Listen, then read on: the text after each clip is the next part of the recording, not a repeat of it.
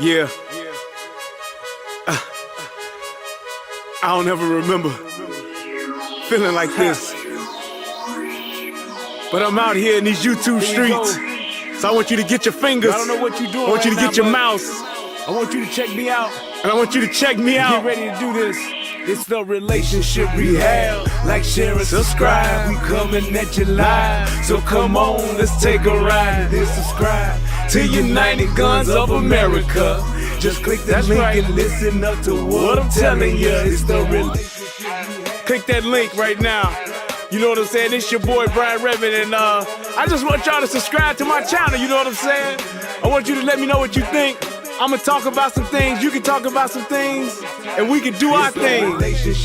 You know what I'm saying? I mean, it's all about having a conversation, right? I mean, if we can't talk to each other, then, I mean, what are we really here for?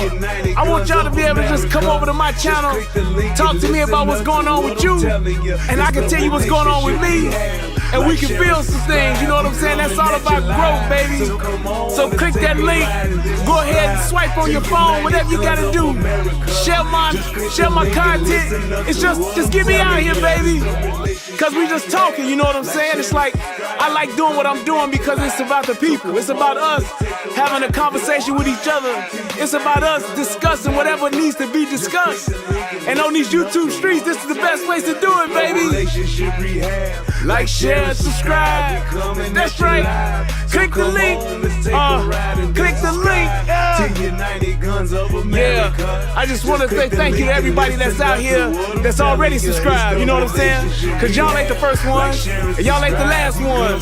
So I just want to give a shout out to everybody that click the link, that click the share, and then subscribe to your boy. Cause we gon' blow this thing together, baby. Relationship rehabbing, United Guns of America. To the world, blow up, baby. Yeah. Click the link, baby. Click the link, baby. Yeah. Hey, I just want to send a shout out to all y'all. I love y'all. That's why I do this. It's for the love of us, baby. I appreciate all of y'all. Ooh, we gon' do this thing. We gon' do this thing right here, baby. Hey, look, if you at a computer right now, just go ahead and click your link. What else you got to lose, baby? Tell me what you think. Hit the comment section. You can jump on the live panel. We do it all here. That's what it's all about. So come holler at your boy. I've been doing this for years, but I just got onto this YouTube thing. So hey, let's see what it do and where it can go. To United Guns of America. Just click the link and listen up to what I'm telling you. New Linen, me and UC's, Malibu Sea Breeze, Don't Please, Palm Trees, cats named Pablo with milked out Diablos, the williest, bitches be the silliest. The more I smoke, the smaller the Philly gets. Room 112, where the players dwell. Inhale, make you feel good like Tony. Get up in your middle like Moni. She don't know me, but she's setting up to blow me. Yeah. Done daughter, players. One for you. Yeah, boy. Boy, that 112, baby. Y'all know nothing about that 112. Yeah. That'll pay for your phone. Mace be the one that'll take you home. That gave you the stone on your days alone. I can make you moan. Everybody know I got more bounce than the ounce. Bad boy getting more money than we can count. Hey, look here, man. Let me tell y'all something. 112 was cold. I personally like 112 better than Jagged Edge. That's just me. I don't know what y'all say, but I like 112. They had, to me, better albums just in the whole totality of the work. I know Jagged Edge did have that meet me at the altar in your white dress. They did have that. That was a big ass hit. But the overall album, I like 112 albums better than I did. Them 3 albums they did, the first one they was in like the leather jackets, then the second one they was in all white, and the third one I think that was called like part 3 or something like that. Hey, man, 112 to me had better music overall. I could put that album on and listen to that album before I would listen to a Jagged Edge album. Not to say Jagged Edge didn't have no good shit, but yeah. I'm just saying, that was my shit. I love me some 112. Yeah, buddy. But what's going on, y'all? It's your boy Brian Redmond, and yes, we are live once again for another relationship rehab hour. Well, maybe about 2 hours. And United Guns of America. I am so glad to be here with y'all tonight. I must apologize. Last night, I had every intention on doing this show, but my son said, fuck that.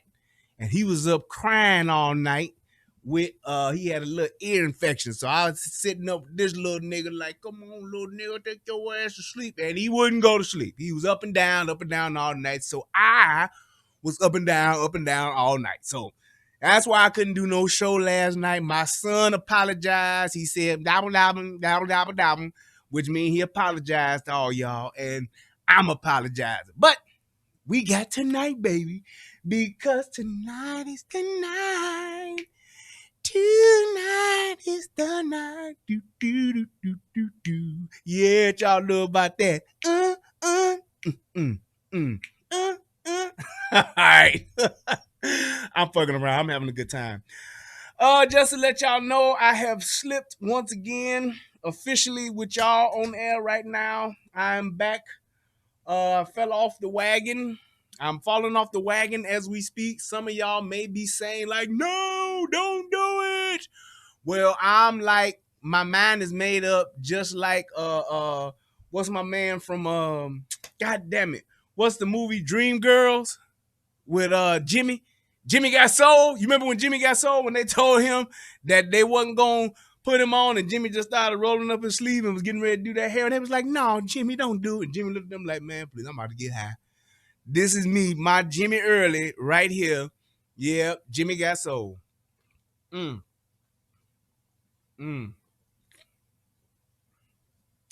this nuke.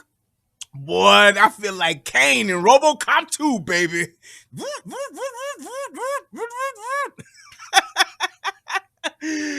Man, boy, I tell you, this nuke is good.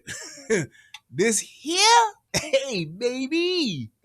I put this shit on everything. Like, what's that white bitch say? What's that bitch say?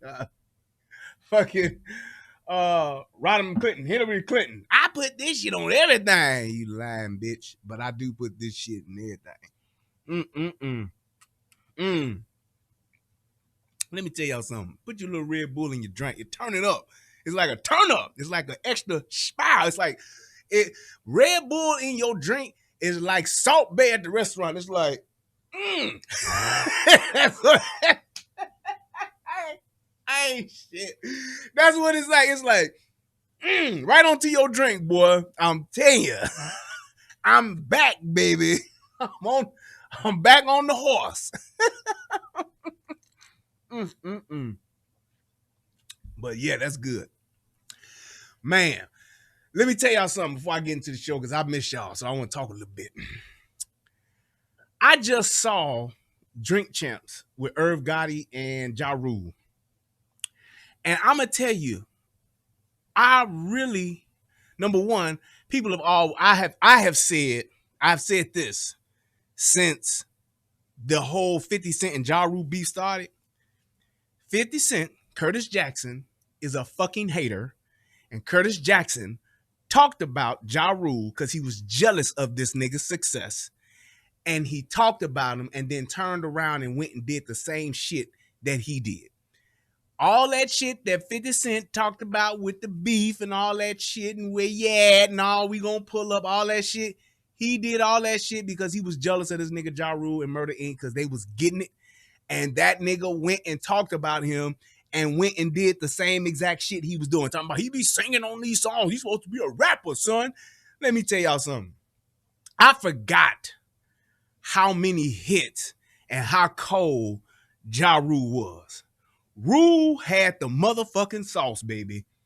He did. I really forgot because you got to remember, and I know why I forgot. Ja Rule was out and was holding his own, mind you, killing it, coming up with hits like a motherfucker, hit albums, hit songs, all that shit. And he was out in a time with Nelly, Eminem, DMX, and Jay-Z was all out there killing the game. He was amongst them niggas holding his own. He had his own lane. He was doing his own shit. With none of them other niggas doing that shit that he was doing, and he was killing it. Doing them songs with having a Shanti ass on the motherfucking hooks and all that shit. I'm not always there when you call, but I'm always on time. And I gave you my all. That shit was cold. And I'm built like the Don Bishop. Gold deep dish, money green beans, and my hoes is my witness. Hey, boy, look. 50 Cent said what the fuck he want to say. And in my opinion, I really didn't like 50 Cent no more after he did after that second album. Yeah, that's when 50 fell off to me. After that second album, all the other shit he did, that shit was subpar. Just saying. That's just me. He had a song here and there, but his first album and that second album, that shit was good. But after that, that shit was, yeah. He had his hits in between, you know, one hit or quit. But as far as like album, cold as hell, I ain't like too much of the shit that he had. It was like, it's all right, you know. It was good. You know, like I think the second album was the one that had Bitch Get In My Car on it. I got no pickup lines. I stay on the grind. I tell them hoes all the time, bitch, get in my car. Bitch, get in. That shit was banging. That shit was cold as hell. But I said that to say this. I really had forgotten the real type of just hold and the real just straight up mark that fucking Murder Inc. made in fucking rap. And it was like, when I was watching them on Drink Champs, it was like, and shout out to Drink Champs. And when I was watching them, I was thinking about their songs. And then I went to my own music and I started going through, I was like, damn. Ja Rule I know it's like 3 albums of Ja Rule that I just fucking love. That first one that I forgot what the first one was. I think it's Pain Is Love and Vini Vetichichi, whatever that one is, and 336 or 316, 336. I think that's what it's called. But them 3 albums, oh my God. I think he was doing a very good job. And 50 Cent was not happy with it. He wanted his spot. But he was getting it. Them 3 albums, man, tell me about it. But I just wanted to say, hey, I really appreciated that. And it's good to be able to go back and listen to some music like that and just hear what was going on. But yeah, I mean, just to reminisce on what was going on back then. But it was like, man, I really, truly forgot all of them hits that they was coming out with. Ashanti, all of them. They was getting it. They was getting it. Yeah, Ja Rule, he did. He and you know what? I know the Ja Rule and Fat Joe versus thing or whatever that they did. Some of these verses are y'all, they just doing them just to get their ass back out there, just to get in the limelight, make them relevant again. You know what I'm saying? So it's like anybody who matches up against somebody, even when they get slaughtered, you still get the uptick just because you out there again. You know what I'm saying? So it's like the verses is cool, but it's kind of like, yeah, you know what I'm saying? It's kind of like bullshit, you know. But then Irv Gotti did say one thing that I had to call bullshit on. I don't know where the fuck this nigga been, but he lost some brain cells or something because he said this.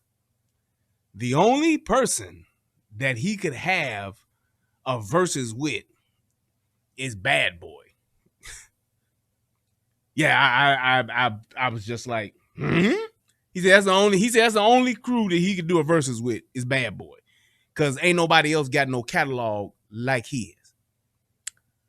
Yeah, okay. Now y'all all know Irv Gotti is a producer and all that. He done produced a lot of hits, but y'all don't know what the fuck Irv was thinking about. But Irv, nah, as Damon Wayans would say, nah. You still can get your ass kicked with a few producers versus. So you think you just going up against Diddy and the Hit Squad or whatever, that's your only competition? No, nigga. You got Dre. You got Timbo the King. I'm just saying, just them two right off the dome, just like, yeah. Yeah. Now anybody else, he'd kick like Swiss Beats ass. He'd kick that. He Swiss. Nah. He ain't gonna be able to do shit. Swiss can't do shit with him. But I'm just saying, them two right there, that yeah, you don't want none of that smoke at all. They would slaughter your ass. You put Timberland and you put Dr. Dre in a versus with anybody aside from themselves going against each other, they're gonna kill them. Jermaine Dupri, he kind of like slighted Jermaine, but nah, nigga, JD did his thing. JD would, I don't know if you can just say, yeah, we'll kill JD, Jermaine Dupri. Jermaine Dupri is in there too. Just saying. I just got to put that out there. Because you count up what JD did with the Brat, what JD did with Mariah, what JD did with Janet, what JD did with Usher, what JD did with, I'm just saying, even the early years with Bow Wow, when you throw a couple of hits from the Brat and all that, you throw in JD's catalog, boy, stop it. Just saying. Stop it. Stop it. Stop it. Stop it. Yeah, crisscross. Yeah, just stop. Don't, because you got to count that. Yeah. So I'm just saying. Yeah, you just can't dismiss JD like that, Bucko. Yeah. But that's enough chit chat. I want to go ahead and get into the show, and we're gonna start that off with my favorite part of the show. Federal law allows citizens to reproduce, distribute, or exhibit portions of copyrighted motion pictures, videotapes, or video discs under certain circumstances without authorization of the copyright holder. This is called fair use and is allowed for purposes of criticism, news reporting, teaching, and parody, which doesn't infringe of copyright under 17 U.S.C. 107. Yes. Okay, I want this. All right. I'm going to hit a commercial and pull up this video, and then we're going to get it started. All right, we get 1,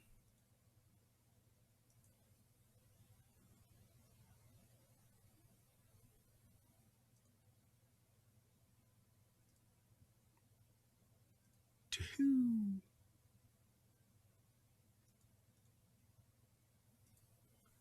3.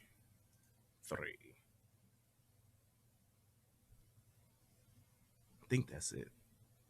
Shit, these are all kind of named the same. All right, I think I got it, but I think some of them are named the same. They're really close in names, but I think I got it. No, see, that's the same one, I believe. So let me change that. All right, so I did this show, and I'm talking about this subject and this topic pretty much because at this point, I believe that I'm kind of clairvoyant. Kind of a clairvoyant, future teller. I don't know, but I'm definitely I told you so nigga. Because what we're about to witness now is something that I have said years ago. I said this years ago, and it's now being not only talked about, but now it's actually being done. And you have to ask yourself the question. And shout out to everybody over there on the United Guns of America channel. That's what's up. Thank y'all for coming over there and clicking that like button. You have to ask yourself, do these guys kind of make sense and got a point? I believe they do. And I think that they're on to the right thing. So essentially what has happened, a school district in North Carolina has decided to put AR-15's in the schools where they have the school resource officers. Now, these AR-15's ain't just sitting up at the attendance office, at the desk. They're not sitting up in the principal's office just for whoever needs to use one. They're not sitting in the hallway like a fire extinguisher. But they are in a safe, in a gun safe, and they're in the school for the school resource officer to have access to. Now, the reason why is because of the school saying, hey, what's going on with what went on with Uvalde, because Uvalde, like I said, has become the new Columbine.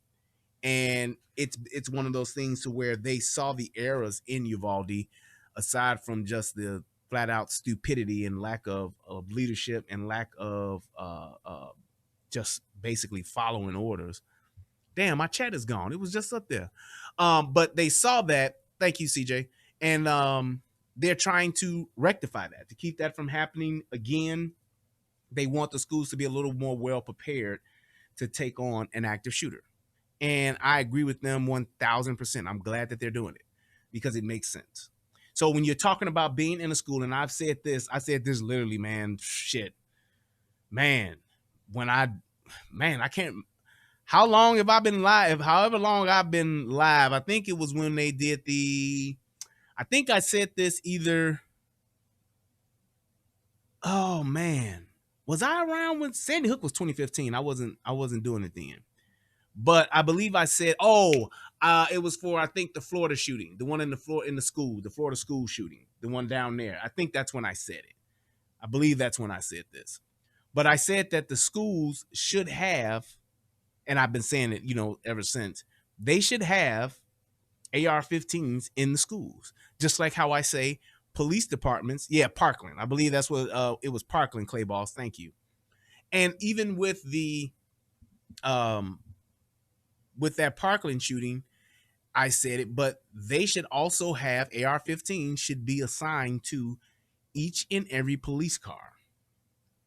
Every police car should have an AR-15 with a red dot on it. Get you an aim point, get you a Romeo, or get you what's the other one? Aim point, Trigicon, one of them, or Romeo. Get you one of them, and they need to be in every car.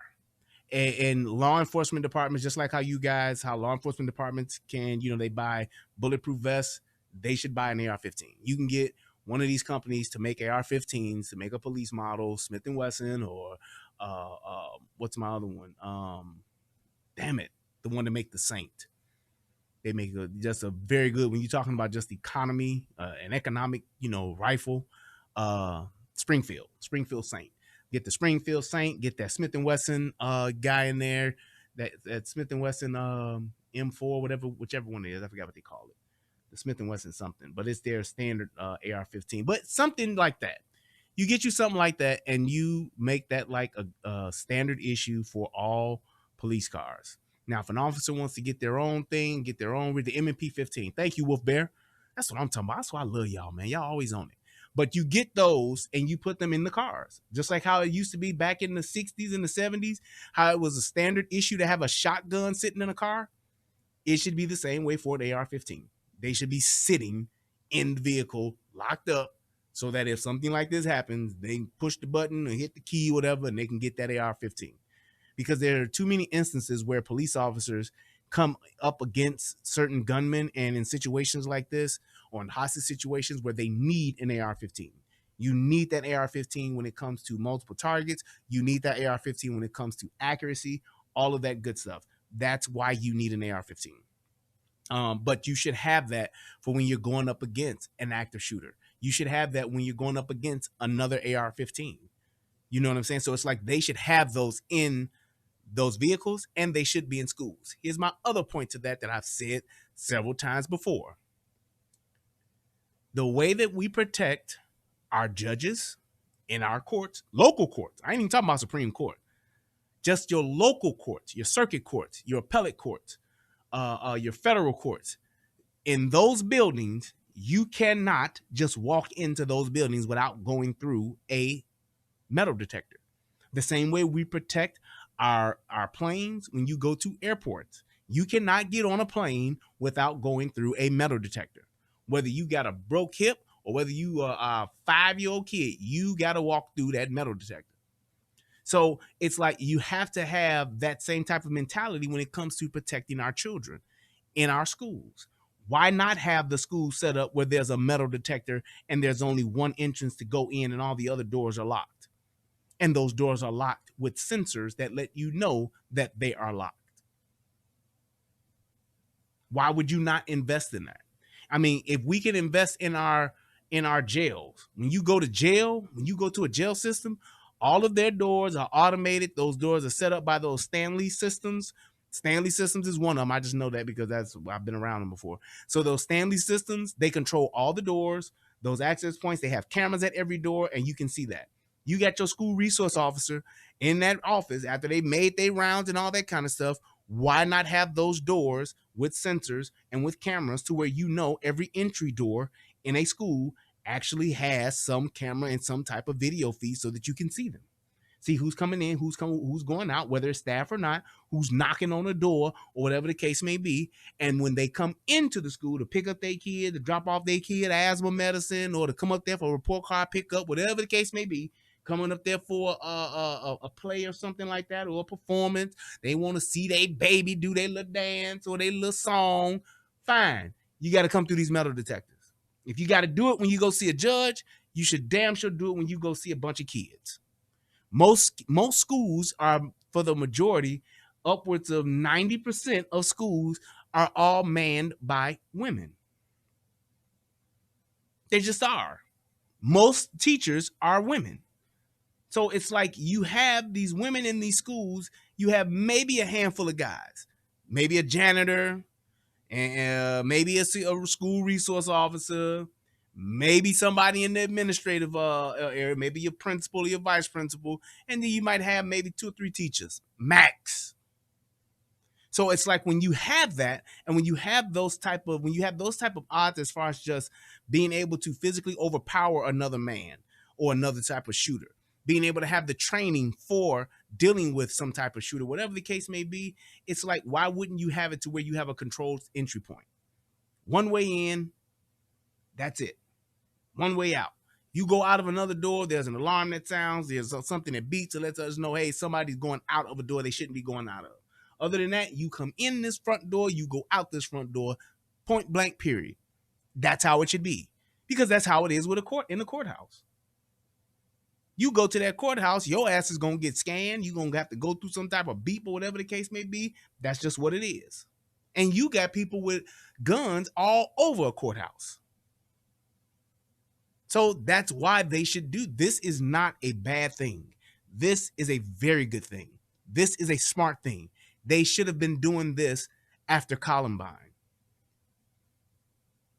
They should have been doing this after Columbine.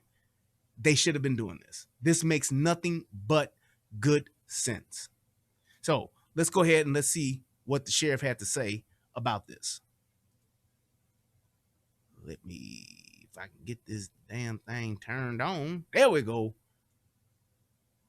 Thank you very much for your time and attention. And the reason I'm reading this, I just want to ensure that our parents that in the coming school year that we're going to exhaust every resource we've got to ensure that our kids are safe, that when they go to school they can learn about education and academics, they can go to the playground and play and not worry about is some thug going to come out to the playground and open up on them with some type of an AR-15 shotgun, pistol, or whatever. So I want to read you a statement on some of the stuff that we've done and are going to be doing over the next few months preparing for this coming school year.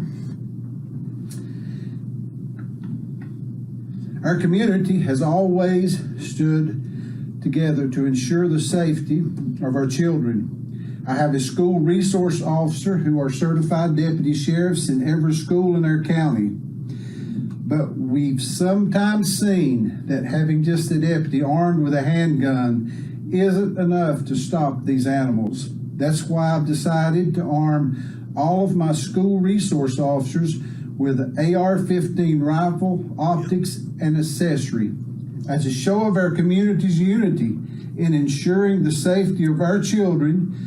The money to purchase these rifles and accessories was all donated by community members from Madison County.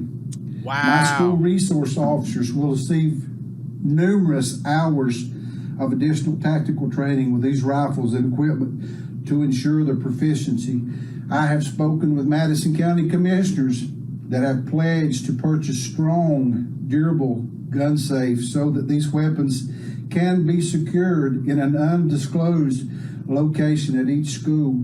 I've also been in continuous contact with Madison County School Superintendent. So did you hear what he said? He said the citizens funded this. The citizens of the community funded this.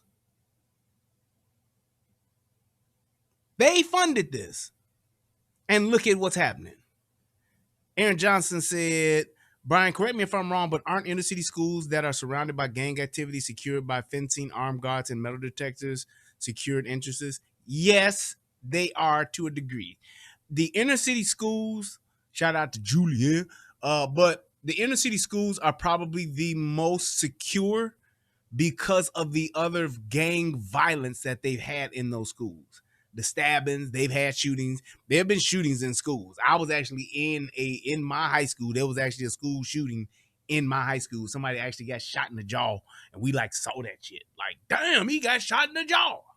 But, you know, I knew niggas that was bringing and sneaking guns into the schools and shit like that. One nigga had his gun. He bought a book. I mean, it's a thug ass nigga. Nigga know he wasn't motherfucking smart at all. And this stupid ass nigga bought a fucking book, cut the book, the pages out of the book, made like a little hole in the book, and had a motherfucking like a 32 or some shit like that in the motherfucking book. I was playing with the shit. Like, I saw this nigga with the gun in the book. I was like, damn, nigga, you got a gun in the book? I was like, man. Then this nigga, he's sitting there with his hand in the, you know, touching on the motherfucker. I said, let me move the fuck away from this nigga before he fuck up, because he too anxious. I said, nigga, you need to stop playing with that shit. That shit ain't no joke. And he's like, nah, I know how to handle this motherfucker, man. I know how to handle this motherfucker. And sure enough, 2-3 class periods later, I was at lunch. 2-3 class periods later, this stupid ass nigga fucking around with that book, dropped the fucking book, and the gun fell out during the class exchange. Never saw that nigga again. They threw that nigga right up out. That nigga got expelled, got locked up, and kicked out of the J. Had the motherfucking gun in a book cut out like some shit out of a fucking movie, and just couldn't keep his hands off the motherfucker. And there you have it. And was fucking around, playing with the shit, dropped the fucking book, fucking around in the hallway, and the motherfucking gun fell out the book. Everybody looked like, damn, this nigga got a gun. Teachers and everybody, because, you know, all the teachers would come outside while motherfuckers is changing classes and shit like that. Make sure your ass get in your class, because when the bell rang in our school, when the bell rang, the teachers had to close the door. And if your ass was not in the classroom, you got caught up in the hall sweep, your ass had detention. They be like, sweet. Niggas be running. You hear motherfuckers running on air flow going to their class. And sure enough, the nigga was walking around with this gun in the book, in the cutout, dropped the fucking book, gun flew across the motherfucking floor, locked his ass up, took his ass to jail, kicked his ass out of school. There you have it. But in the inner city schools, they did have metal detectors. We did have that. But now they got them showing enough all around these motherfuckers. They got them all around these motherfuckers now. And it's like, some of the schools are, especially some of the older schools, they're kind of like set up like prisons almost, got like the Carter vibe. They got like the one way in, one way out, they old brick buildings, and they got everything surrounded. Some of the newer ones don't have all of that shit, but that's just how it is. So those schools in that respect are a little more safer, because you ain't gonna have no kid that can get in there with an AR-15 unless it's an inside job. A teacher or somebody got to go open up a door to let a motherfucker in. And that's how a lot of kids got shit in anyway. They be having motherfuckers all go through one door, going through metal detectors, getting scanned and wanded and shit. And then you'll have a nigga get in, and he'll go around to some back building somewhere and let a motherfucker in that got a gun, got a knife, whatever the case may be. So that's how that shit happened. And I know it's kind of like fucked up that I'm just talking about the shit nonchalantly, but I was just used to the shit. I was exposed to it. So there it is. But that's how it was. So it's like, I get it. But the idea of having the metal detectors, the one entrance and all that kind of shit, that is what makes sense. And they should be doing that. And Dr. Will Hoffman and the Madison County Board of Education, who is in agreement and supportive of this safety measure. God forbid that anyone ever come to our schools to cause harm. But if they do come to my school, I want my resource officers to have the ability to meet violence with violence. Yes, sir. Left Third, you ain't shit. This nigga said I went to East Side High. Fair East Side. Fair East Side. By my side I will stand and praise thy name, praise thy name, praise thy name. The honor, yeah, of old East Side High. Sam's. No, nigga, I didn't go to motherfucking East Side. I went to Julia, nigga. We ain't had no Mr. Clark. We had a Dr. Oliver, nigga.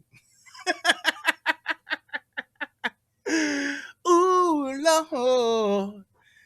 All aboard, Fair East Side High. All aboard,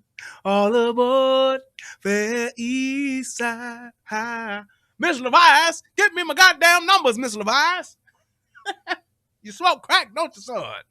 Yes, son, I'm gonna crack, son. Well, don't sit up here and smoke crack. Go ahead and jump. Don't fuck around with it. Do it. You're gonna kill yourself. Do it expeditiously. No, sir. Please, sir. Don't let me go home, sir. I can't go home, sir. I can't get kicked out of school, sir. Please, sir. Sam's was getting fucked up, boy, at school. But yeah, it was a great movie. But I like the fact that what they're doing here, and this is another reason that I realized too, this is why states' rights are so important. Because you could have some school probably in New York or some school probably out in Los Angeles that's going to be totally against this, and that's okay if that's what y'all want to do. But the fact that these people had the actual wherewithal and the balls and the testicular fortitude, as Farrakhan would say, to actually go and do something that, even though it may seem radical and it may seem extreme, it actually does make sense. You want to be able to meet that violence with equal or greater violence. That's the only way that you stop it. That's the only way that you stop violence. That's the only thing that a savage responds to is equal or greater violence. That's just what it is. So it's like, in them all being on the same page and able to come together to do something like this, I hope that this starts a new trend. And I know the idea of a lot of us thinking, oh, wow, now we get rifles in our schools. Well, hell, and I remember I found and learned about this a while ago. In some rural areas, like in Alaska and shit like that, they actually already have large bore rifles in their schools. You know why they have large bore rifles in their schools? Because of fucking bears and wild animals can potentially make their way onto a elementary school or a high school campus. It has happened. Fucking Denver or some shit like that, or Wyoming, a fucking bear can come out of the mountains and be like, hey, hit them with the Cletus, the slack-jawed yokel joint. What's going on this side? And they can make their way over and want to rummage through maybe, the free lunch trash can.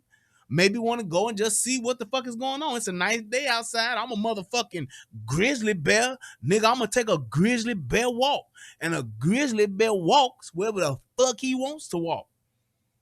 So I may just make it down to the school one day that's in the valley. So it's like, that's why they have those rifles like that in the schools, for large game like that could potentially wander onto.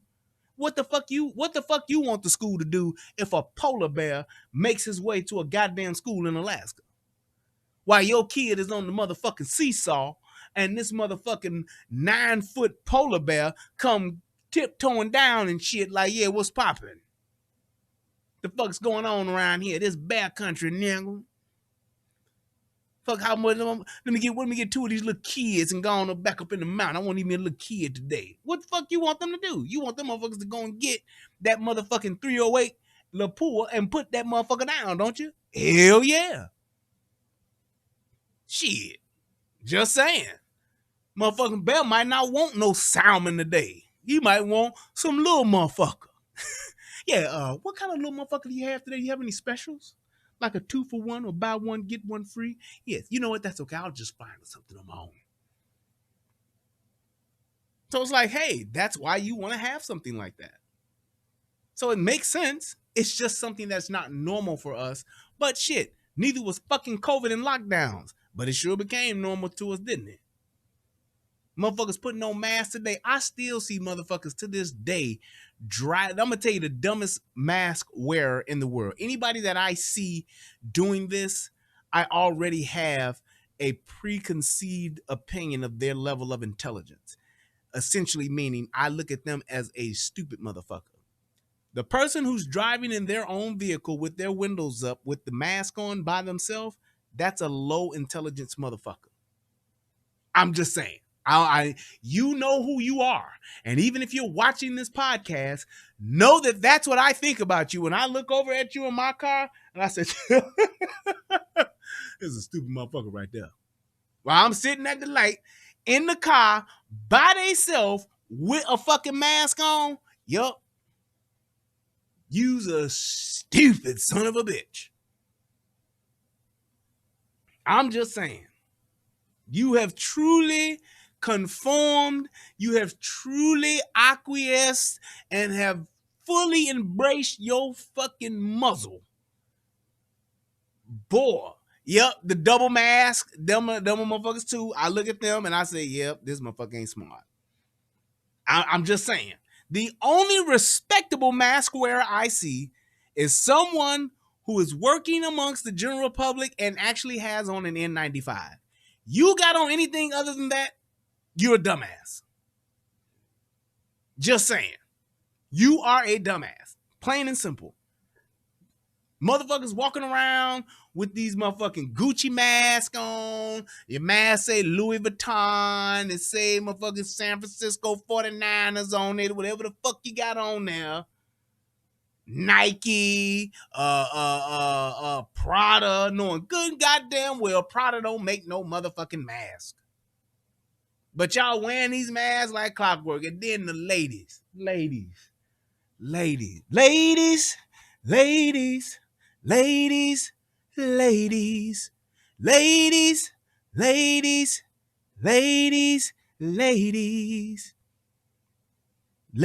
y'all wearing them damn masks with all the fucking makeup on you.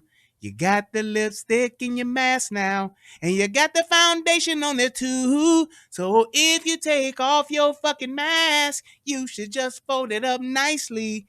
Cause if you open up and show us, it looks so fucking nasty. Oh my God. That mask wearer, the ladies who wear those masks, and you got foundation and lipstick mixed in and that shit is rubbed in there. Yeah. Oh my God. Oh my God. Okay, you dumb son of a bitch. You dumb son of a bitch. I'm just saying. You stupid son of a bitch. That is so gross. I cringe when I see that. If you gonna wear foundation on this part and lipstick and you gonna put that mask on, bitch, keep it on, please, for all of us. For all of our sakes. Or get an all black one so we really can't see all that, what Tom used to say? Caked up with makeup, that's all we do. First you love me. Shout out to Tommy. I miss my nigga. God damn. Put the ones up in the chat for my nigga Tommy. Boy, I miss my brother. I'll be so glad when this nigga get back. But that's all right, baby. He on the way, baby. My man is on the way, baby. We rooting for you, brother. But I'm just saying, when you see that motherfucking mask that got all that shit on it, and them motherfuckers put that shit on they, and they got all, I mean, they get their face made up like you regular, but then you take the mask and put it on there. You wear the mask, you talking, and yeah, girl, yeah, girl, so I told Tyrone that if he go come over my house that late, he damn sure better have some money. Fuck that. This pussy ain't for free. Shit, what the fuck he thought this was, I don't know. But he need to go take that back and do that with his other bitches, because he ain't doing that shit with me. You okay? Okay. Shit, let me give me a drink of water. and they take that shit off, and that shit look like somebody took a fucking Snickers bar and just smushed it on there, and then took a piece of red licorice and just laid it across the middle. It's like, what the fuck were you doing? Like, how much of that shit do you have spackled on your face? It's fucking gross. I'm telling y'all, it is just some of the nastiest shit ever. I mean, god damn. It's just fuck, like, bitch, please get up off your goddamn knees. Please. Oh my god. Oh my god. I do not know why you keep doing this. Why do you keep putting on all of the makeup and then put a mask over the makeup? It makes no sense. You don't see guys doing this. We let our bumps show because we're men and we're proud. You keep on putting this shit on your face, then you take the mask off, and then you want to kiss. And we look and we say, uh-oh, I do not want to kiss you now. Just turn around and let me hit it from the back.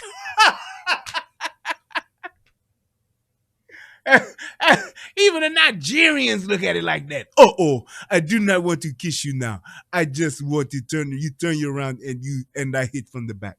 That's it. My school resource officers will not have to wait, retreat, or have to leave the situation to get the weaponry needed to deal with that threat. Our children are my top priority, and I will do whatever it takes to ensure their safety. So to those who might be looking to terrorize or harm our Madison County kids, don't bring that foolishness to Madison County, because it won't end well. Now, what he really wanted to say was, don't bring that shit to Madison County, because we gonna fuck you up, bitch. to all you bitch-ass active shooters out there, let me tell y'all something. Don't y'all bring that shit to Madison County, because we will shoot the shit out your ass. We will fuck you up. That's what he was really saying. He just couldn't say it that way because he's a public official. But I'm sure he wanted to cuss at some point in there. I'm sure he did. I'm quite positive that's what he wanted to do and wanted to say, but he couldn't because he was trying to be politically correct. And I understands that. But I don't have to be politically correct. Yeah.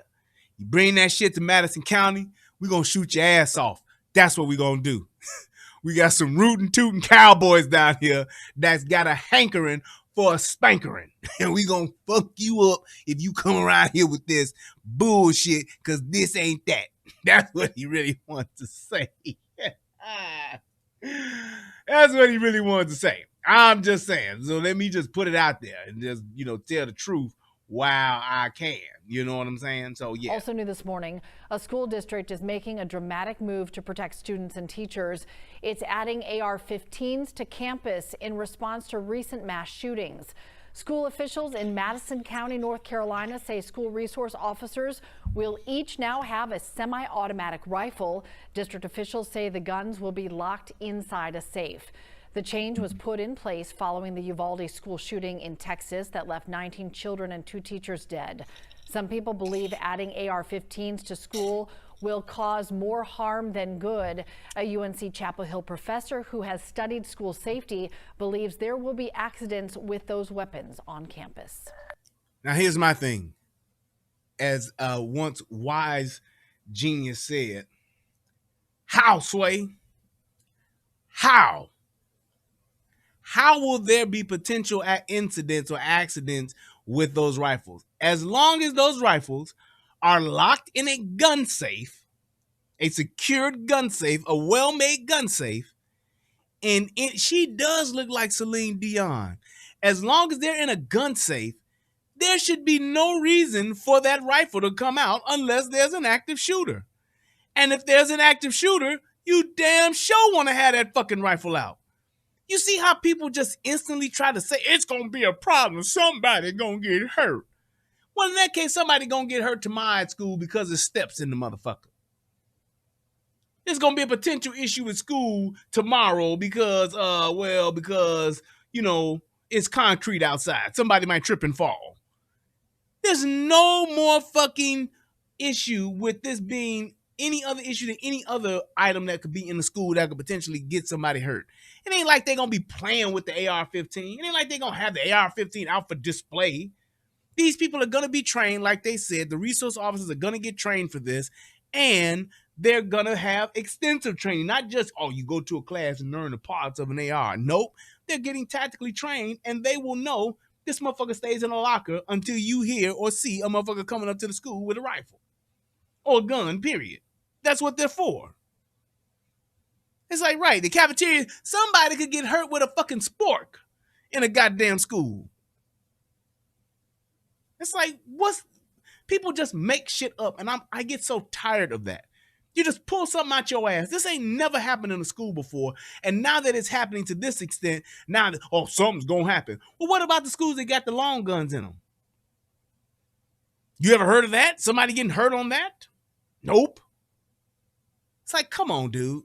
A kid would have to go and steal the fucking rifle, which in itself right there is a fucking problem. Part two, how the fuck are they gonna get in the fucking safe? It's not happening, dude. You have that motherfucking safe to where it's a biometric thing and got a key code that only the motherfucking resource officer knows. Man, please get the fuck out of here. Nobody trying to hear that bullshit. Go head home. You just making some shit up. But I wanted to play what Coleon Noir said, number one, because he basically said what I said.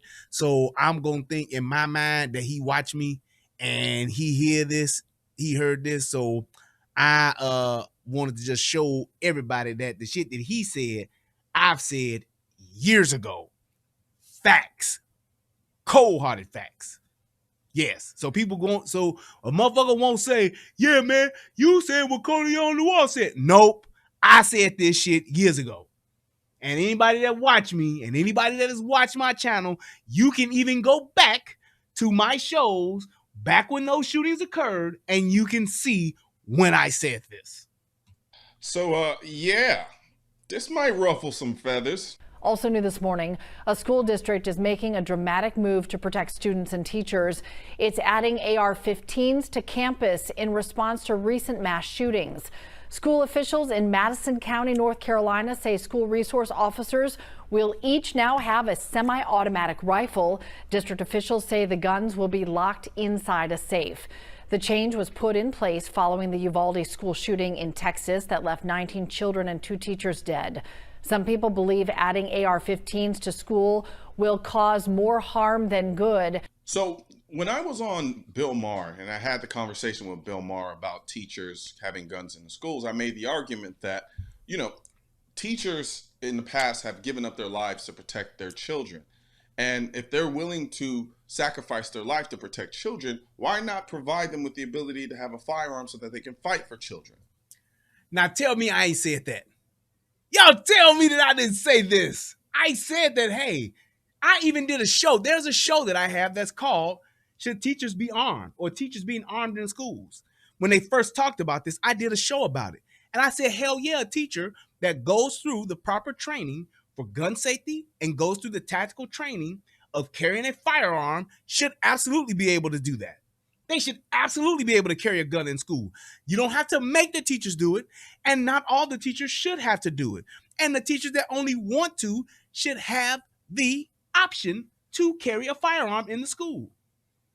Carrying a firearm at your job, if that is what you have gone to school and you've trained on that, you get your card and whatever certification you need. You have a course every year. You have to, just like they do with police officers. When I was in law enforcement, we had to shoot twice a year.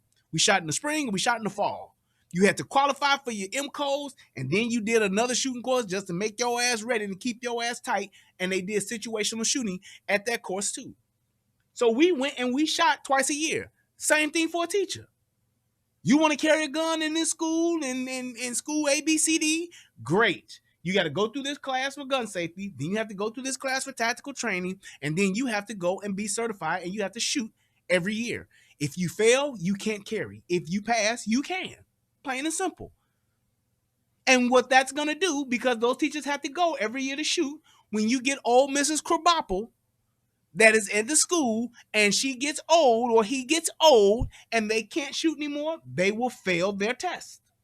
You got a teacher that may have you smell alcohol on their breath or whatever the case may be, they will sign a waiver, or not a waiver, but they sign a form saying that, hey, at any given time, because I carry a firearm in this school, I can be subject to a drug test or an alcohol breathalyzer test at any given point in time. So you think you got a teacher that's drunk in the school, you call the police, tell them to send a police that can come and do a sobriety test and say, hey, I need you to take a sobriety test. What do you mean? Okay? Hey, you sign this form, you either take it or you give up your ability to carry a gun. That's it. You think a teacher maybe have a drug problem? Because, I mean, teachers are people too. They have shit that go on in their lives, and they may be fucking drunk or maybe getting high, have to tie off and be on the heroin or whatever the case may be. That's what you have them do. Hey, you subject, you got to go piss. Teacher come in, fall or some shit, staggering, slurred speech. You got to go take a piss right now. Or take a field sobriety test. Yup, right now. We got an officer outside waiting on your ass, or officers upstairs in the room. You come up in the counselor's office, whatever, you take this motherfucking test. Plain and simple. Plain and simple. That's it. It's not a hard thing to do. It's very simple. You have those teachers that want, and those teachers that want to carry, those good guys with guns, those good gals with guns, they will absolutely be an advantage in the school. They will be a resource in the school. So when that school resource officer goes to that training that they have to go to every year or twice a year to keep their certification, so would those teachers have to go. CJ Gunn said, what is a school resource officer? A school resource officer is basically like a security guard for the school. They walk around the school. If the school has problems, they are the ones. In some smaller towns, they don't necessarily be in the school 24/7, but they are always close by. They patrol nearby the schools or the school that's in that small town. And if there are any calls to it, they are the first responders for that school. They are literally assigned to that school. That's their detail. So that's what school resource officers do. In the bigger cities, like in Chicago and shit like that, they actually get police officers that work in those areas. That's like, hey, this is my school. I'm up in this motherfucker, doing school hours. I'm up in this motherfucker pretty much the majority of the day. I'm at the counter helping out, walking around, patrolling the school inside and out, walking through the halls, all that shit. That's pretty much what I do. And they're officers that can, arrest motherfuckers and all that good shit too. They not just like security guards or no shit like that. But these are actual, officers basically that are there. Thank you, UFO. They're like basically campus police, essentially. But usually they are local law enforcement that have a special detail to the school. So they have all of their police powers, same thing with their police, their police powers, and they're just working in the school, just like any other police officer, but they're just assigned to that school. So, yeah. Yeah, Kim.net said our resource officer was always chilling with the dealers. Well, I mean, you're going to have that. And that's when you have, if you got some real structure and you got the principals that are involved in those resource officers and what they're doing and how they're doing shit, then you absolutely can report those. You need to have some type of chain of command. That's why I said it needs to be like an entire law enforcement agency that does that. So you can say, hey, these officers, they need to be doing this, and these officers doing that. This officer's chilling with the drug dealers, sir. You tell that officer's sergeant or that officer's lieutenant or some shit, and they say, hey, motherfucker, let's get this motherfucker transferred out, or let's get this motherfucker fired, whatever the case may be. So it is what it is. But and in his very typical snarky fashion, he responded with, well, because they're teachers. And I get what he was saying, but I don't think he got what I was saying. What I was saying was, I'm not saying we should force every teacher in the school to be armed with a handgun or a rifle. What I'm saying is, if there are teachers who are willing to undergo the processes that are set forth in order for them to be able to carry a gun to protect the children in the event that somebody does come. Oh, I didn't see that. Man, that's one of the rare times that Fayetteville actually articulates a point. Jesus Christ, I have to read this. He says, Aaron, let's just put it this way. Every time a black person gets a gun channel, many of them feel that they have to take on right-wing values to be accepted. I would say this in response to that. Why does it necessarily have to be right-wing as opposed to being right? Because you're saying it by saying right-wing, then you're saying as opposed to being left-wing. What is it about? And I don't know if you're directing this at me or if you're directing this at Coleon, whatever the case may be, but why would it need to be that they're right-wing as opposed to just being right? I wish that and this is just me wishing, right? I wish we could get to a point, especially as black folks, to where we could get away from the default responses and the default ideas that we have for someone or towards someone that we disagree with, and just really start to base certain things and certain positions that other people may have, even if you disagree, but just going from a right and wrong perspective, going from a factual perspective, going to a logical perspective, and looking at things that way before you label them one way or the other. Is it a thing to where, just like you would say that most blacks that are pro 2A are right-wing Republican supporters, I could say that most people that are anti-gun are left-wing Democrats, liberals. And in to some degree, there's some truth to that. But what's wrong with it being one way or the other because you support what it is that you like? Because just like there are plenty of people that are for this particular type of response to school safety, there are left-wing liberals that are the complete opposite, that are saying we need to ban guns. We need to get rid of all guns. Every gun ever made, we need to melt it down, and we need to just love on each other in spite of whatever they do to us. So it's like, what's the difference between being on this side or that side, or being on this side being bad or being on that side not being bad? What is the problem with that? If you share the same type of views and opinions of whatever side you are on or choose to align yourself with, what's the bad thing with that? If that's what you agree with. If that's what you agree with. So whether, and you just said, I have so many guns, they preach right-wing values and wear Trump caps and all of that. So if I was wearing an Obama cap, would that be okay? I've never seen anyone ever say something bad about a person who's wearing an Obama hat, but someone who's wearing a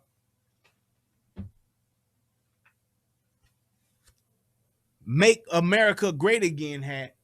Have you seen that? Yes. So it's like I have the same. It's like I wish that people that are on the left, people that are left wing, that are liberal and all that stuff, love the Democrats and hate the Republicans and hate Trump. I wish those people would just take their own words and just literally just look at what they're saying and apply it to themselves and see if it's the same thing that they would hold themselves to, because most of the time they don't.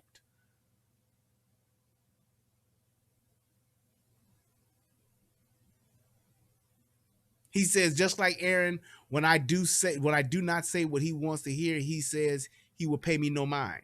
Yes, because it's my show. I have so many guns and I live in North Carolina. I will watch Coleon like I watch Brian because I grew up with guns, but I understand that if they feel they have to cater to the right to keep their channels, I don't. My channels are small. Why would it be any difference if I was catering to the left? Because I promise you this, if this was an Obama hat, you would not be saying what you're saying now. You wouldn't. If this was a Hope hat with Obama face, or if this was one of them hats with Obama and Malcolm X and Martin Luther King on it, which I don't know why the fuck they put them together, like these motherfuckers are the same. I have no fucking clue, but they do it. If I had on one of those hats or one of those t-shirts, you wouldn't say shit about it.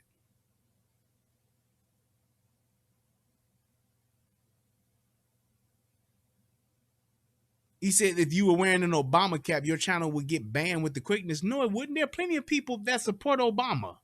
There are plenty of people that support Obama. That's not true. So it's like it's that thing to where just because you don't like it, it doesn't mean that everybody else is bad that supports it. Just like the people that support the left and support all of this slave mentality shit, they want the government to control and take care of them and to run their life. Hey, if that's what y'all like, fine. Just keep it over there. I don't understand what the problem is. Why can I not be allowed to support and like the things that I like? If I wanted to be an Aryan Brotherhood Nazi, what the fuck problem would you have with that, with me being that? Why would you give a shit? You don't know me. You don't live next to me. I have no impact on your life. So it's like if I choose to have a gun channel and it's pro 2A, the reason why, which makes sense, the reason why it would be something that is more supported by right-winged or Republicans or the right or whatever the case may be, it's because the left is more anti-gun than the right is. Just like the left is more pro-abortion than the right is. So if I had a pro-abortion channel, I would have, by that logic, more liberal left-wing supporters and subscribers on my channel. It makes absolutely perfect sense. I would have that. So what would be the difference in me having a pro-abortion channel than me having an anti-abortion channel? Because I would then have those supporters that are anti-abortion supporting my channel because that's what it is. On the other hand, if liberals were more those that are anti-gun, they have anti-gun people supporting their channels. Just like if you have an anti-abortion, do you realize that if you have a anti-gun political agenda, you can get money from Bloomberg, from Facebook? They literally, what's the dude from Facebook? I forgot his name. They literally have said if you are anti-gun, Bloomberg is giving those political people money to their campaign.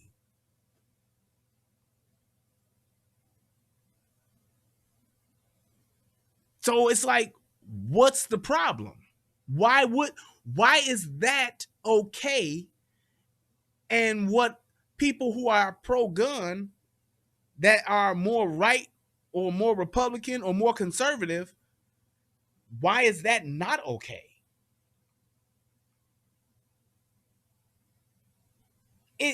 A black man with a gun channel catering to the left will quickly get banned. Show me.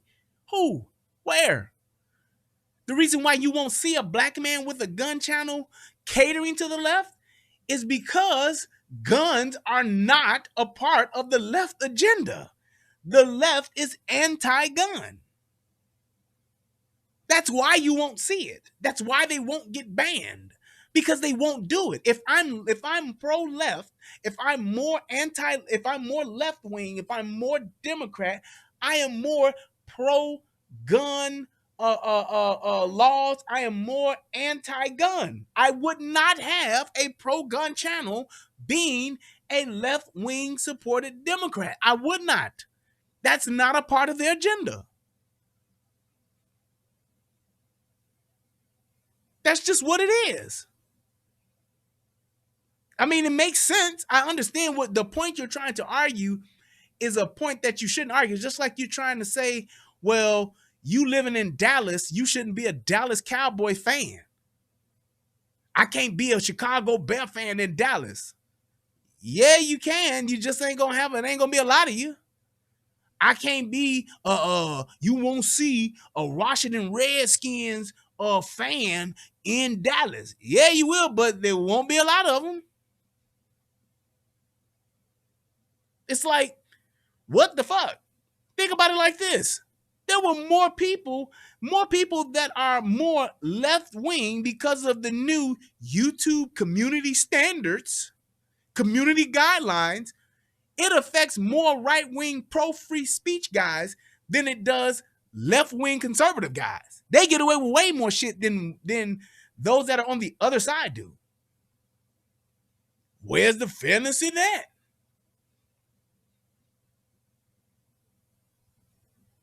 Just saying. That's just what it is. I'm more inclined to get my channel banned for hate speech by telling the truth than somebody who's talking about getting kids to be able to choose and assign their own gender at 6. Those channels get put up. Those channels get views. Those channels are put towards the forefront. You never hear of any pro-trans or pro-whatever, pro-non-binary. You never hear any of those channels having problems with their content being shadow banned or their channels being struck down because of hate speech. That's just the truth. I'm sorry. You said the right is preventing women from getting abortions in southern states, and the left is preventing Americans from exercising their constitutional rights to carry guns. Tit for tat. What about that? What'd that do? So what's your point? The right is preventing women from getting abortions in their own states, and in those Democratic ran states, they're preventing U.S. law-abiding citizens from carrying guns. They're making them jump through hoops. They're putting restrictions on their on their Second Amendment right. Same thing. The difference that I see with you and Noir is that at least you sing songs that my mom used to play. Goddamn. I got the playlist from her. Like, what the fuck? See how he has a sliver of light to actually have a conversation. He just fucks it up. But whatever. I'm saying that I think you certain things to cater, or are you saying I think I do certain things to cater to those people? I love my guns and I love my country. Okay, but you're not the norm. That's why most people that are Democrat, left liberals are not over here. However you are, I guess you're in the middle. I don't know. I don't care. But I'm just saying, that's just what it is. He said, why do you think that your gun channel is nowhere near as popular as this one? Because this was my first channel, and this is where the majority of my content is. I don't do just straight gun shit on this channel. I just don't. What most gun channels that are big, what they do is they have a lot of shooting videos. I don't. I know why my channels are right where they are, and I've said this a few times before. I kind of like it that way. Yeah, do I want my channels to grow? I do. I'm okay with slow and steady. I'm okay with that, because if I really wanted to like turn up, if I really wanted to get out there like that, I know what I would need to do. I'm just not doing that because I don't think that I'm ready for that. That's just what it is. So you said you spoke of taking people's rights. Yeah.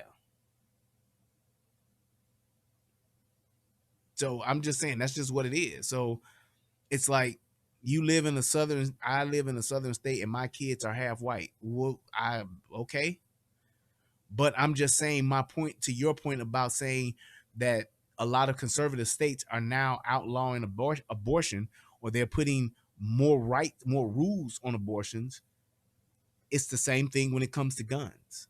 It's the same thing when it comes to states that are stand your ground and states that are not.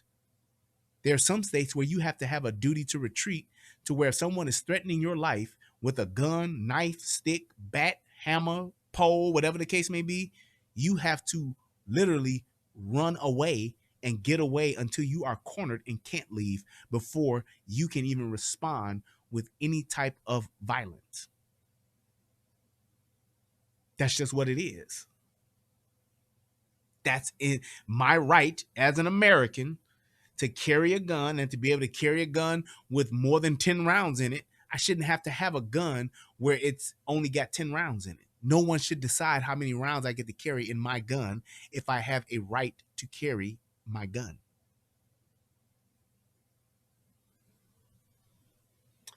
And that's all I have to say about that.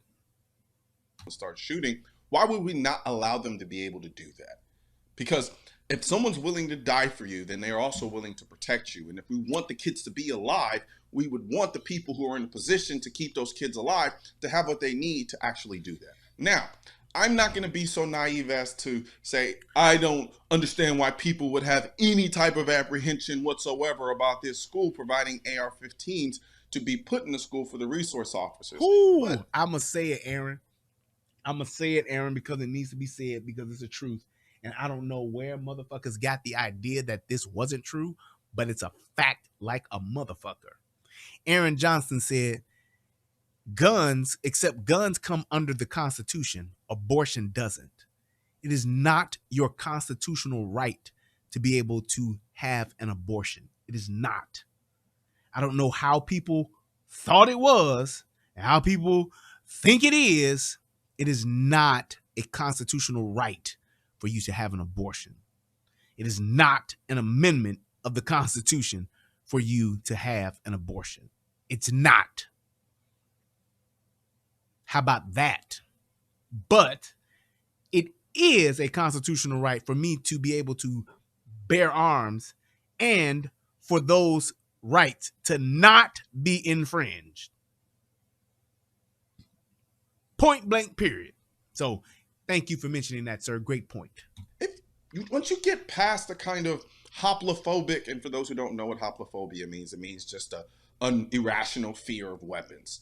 And once you get past this kind of hoplophobia and you really look at it logically, it makes sense. We just had a shooting in Uvalde where a kid used an AR-15 to massacre children. And then you had a bunch of cops who were scared to deal with that individual because he had an AR-15 apparently, or for whatever reasons they're saying they decided not to go into the school to save those kids' lives.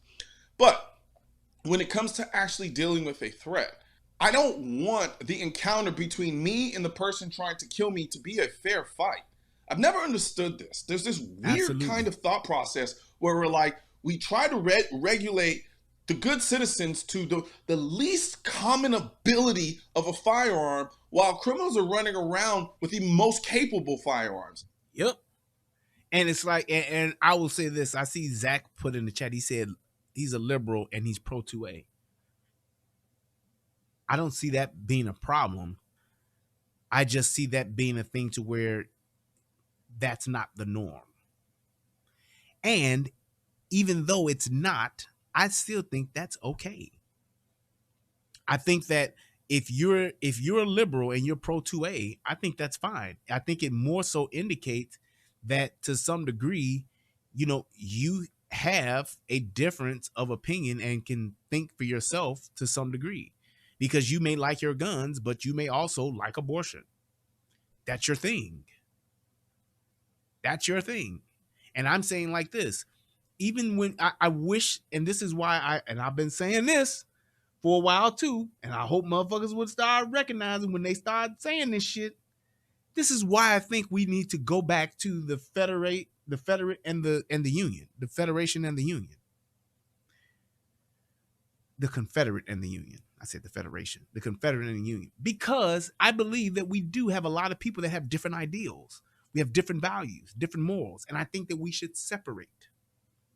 Just like we don't agree with what the fuck Russians do, that's why we're not in Russia. And just because we're in America doesn't mean that we can't be in our own areas.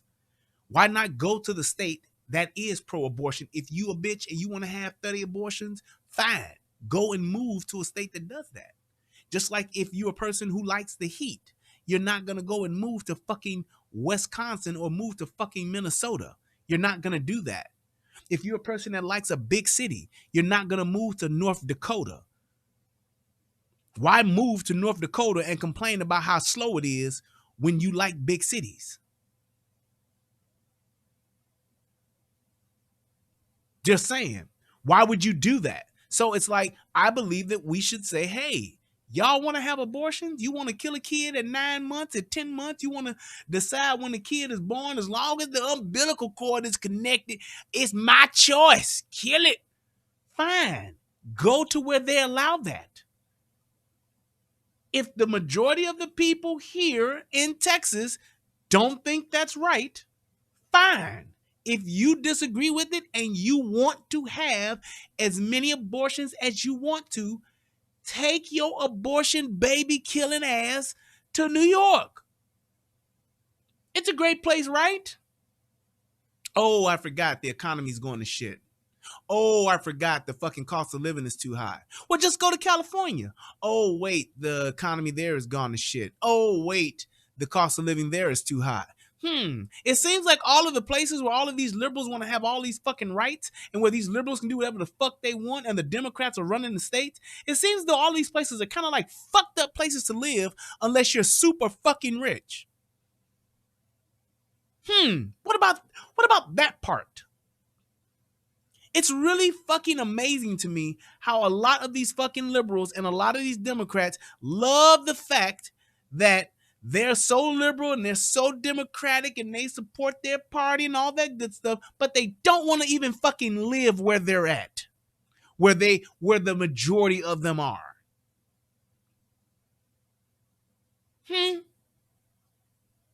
Just saying. Where you have all of the crime, where you got all of the people that, where all of those cities where it's no bond, no cash bail, you just let them go on their own recognizances. Where it's just those cities that have the laws to where we don't lock criminals up. If they steal anything less than $1,000, we let them go free. It seems like those are the places where everybody's moving from. But then you want to come to a place here and you want to do the same shit you did there, but you think it's okay that you should do it here. No, take your punk ass back to fucking LA where they overtax your ass, where they tax the shit out of you, and they let the criminals run free. Why not go back?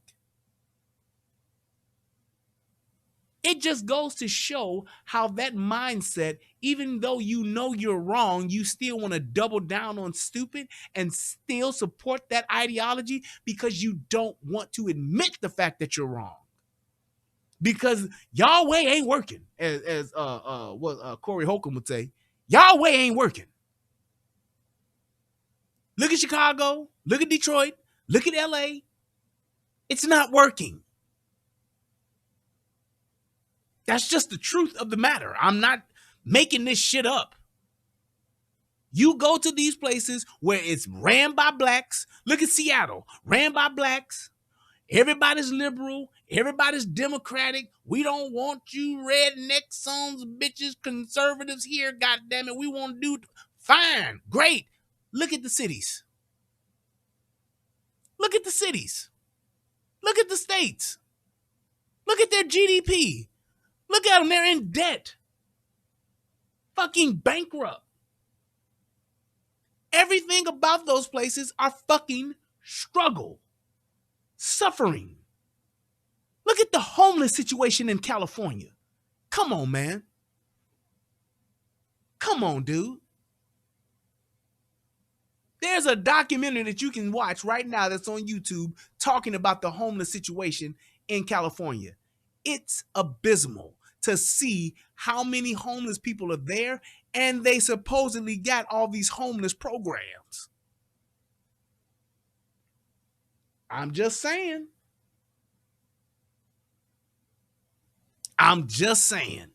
Skid Row is like a fucking homeless city.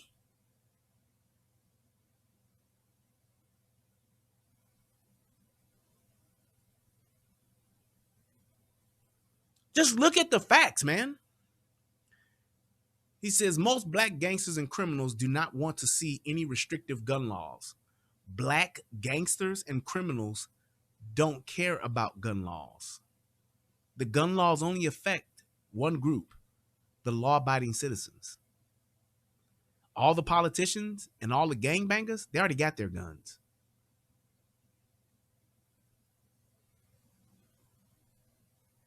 Just saying. I'm just saying that's just the reality of it.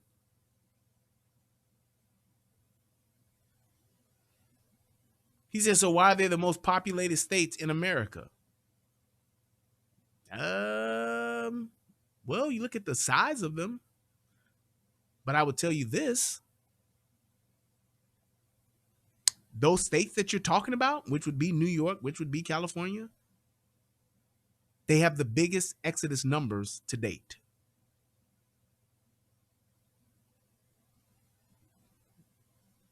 There's the facts there. They have the biggest exodus numbers to date. New York had so many people leaving their state that they were talking about, and you can go look this up on the news, they ran out of U-Haul trucks. And here's why they ran out of U-Haul trucks. Because all the people that were moving in New York, they were moving one ways. That means they were leaving and not coming back. The trucks were leaving and not coming back. And there were no people going to those states. Facts. Just saying. It doesn't make any sense. If criminals are running around with AR-15s, I want an AR-15. If criminals are running around with handguns, I want an AR-15. If criminals are running around with knives, I want an AR-15. I don't want it to be fair. I'm not the one engaging in the criminal activity. I'm just living my life. So I want something that's going to give me the best ability to stop that. So why would that thought process not trickle over into the school? If we want to keep kids safe and we have situations where people are using AR-15s to come into school to kill kids, why would you not give the person that you put in place to protect those kids the same type of gun or better to defend them? That's kind of the whole concept of self-defense. Self-defense is not a sporting competition. It's a matter of life and death. It's a matter of life and death. And the problem is that you have politicians and people who do not get, who are not directly affected by the violence in these communities, trying to tell us how we should protect ourselves. And they're trying to literally tell us what we get to use to protect ourselves, which makes no fucking sense whatsoever.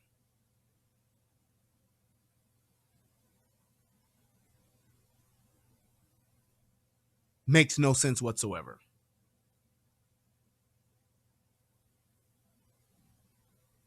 Makes no sense whatsoever. Just saying.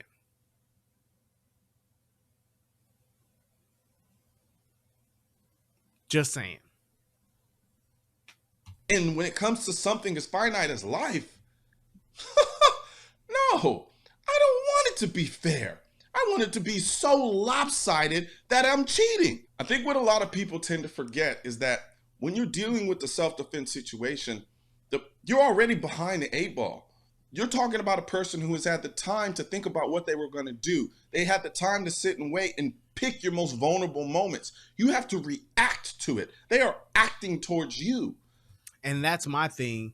We have this thing in our country now where this trend is I'm starting to see this trend more frequently, where regardless of what the criminal does, you want to hold the law-abiding citizens to a different standard.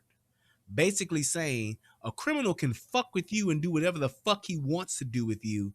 And you have to take so much shit before you can respond and be justified. And if you respond sooner than that, before letting them do some real fucked up shit to you, then you're going to potentially have a problem and potentially be looked at as, you didn't have to do that. Well, the person who initiated this shit didn't have to do what the fuck they did. Like the people in the vape store out in fucking Las Vegas or wherever the fuck they were. Yeah, Las Vegas. Do you realize that guy wouldn't have gotten stabbed had he not decided to steal? Who the fuck does that? The guy asked them to leave, told them not to steal, They stole anyway, and then this motherfucker's just gonna jump over the counter? So what, am I supposed to sit here and wait to see what the fuck he's gonna do? It makes no sense. It makes no fucking sense whatsoever. Oh, I just gotta wait until he start fucking me up. Just like the guy in the bodega, the old man. Young dude come down the street or down from upstairs, wherever the fuck he was from, pushing the old man in his at his job. Goes behind the counter, push his ass down, make him sit down, putting his hands on him, and what, the old man's supposed to what? Wait until he tries to kill him before he can respond? No. How about this? How about you stop fucking with people? Then you won't have people fucking with you. It's called leave me alone politics. Leave me the fuck alone politics. If you leave me the fuck alone, we won't have any problems because I'm going to leave you the fuck alone. But you have these people that think they can fuck with people just because they can, just because they're old, just because I got a knife, just because I got a gun, just because I'm a gangbanger, just because I'm tall, just because I'm skinny, just because you short, just because you fat, I can fuck with you, just because I'm big and just because you small. Just because I'm swole and you thin. Just because I can knock a motherfucker out with one punch and you can't. I get to fuck with you. That's the problem with niggas. That's the problem with motherfuckers, period. They always want to fuck with somebody. I'm drunk, so I'm going to fuck with people. That's the problem. And that's why you should have guns. I shouldn't have to take an ass whooping from you. You should throw them hands, man. Fuck that. No, nigga, you should just keep your fucking hands to yourself. Then when a motherfucker get their ass wasted and done the fuck in like Grand Theft Auto, then a motherfucker saying they shouldn't have did that to him. He would have gave you the shirt off his back. Yeah, no, he wouldn't have, because he was trying to steal it. Trying to steal my shirt.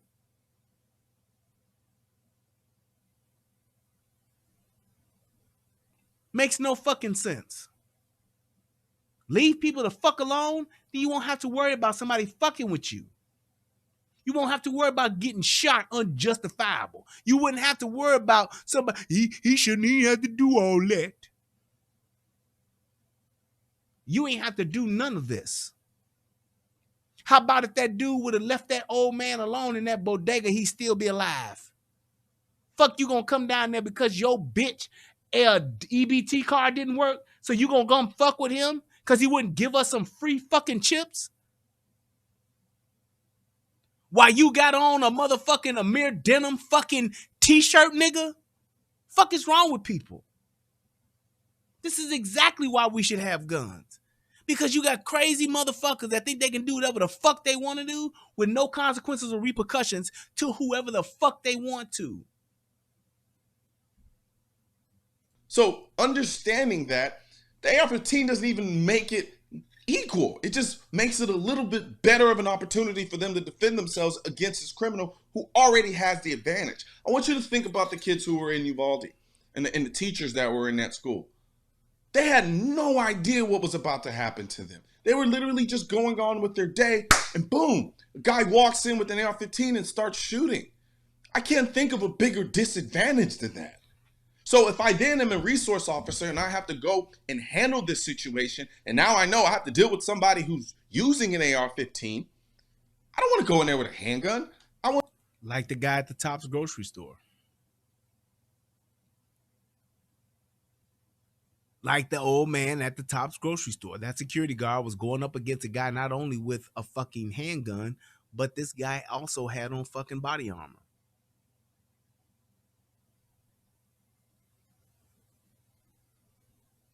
Just saying. Same exact situation. He went up against a guy that had a fucking rifle and he had a handgun. And as admirable as that sounds, he still was at a disadvantage. He just was.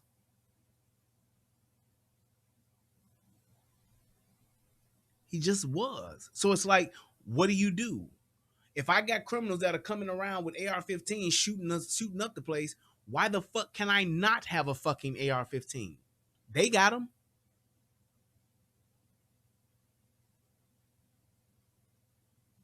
Just saying.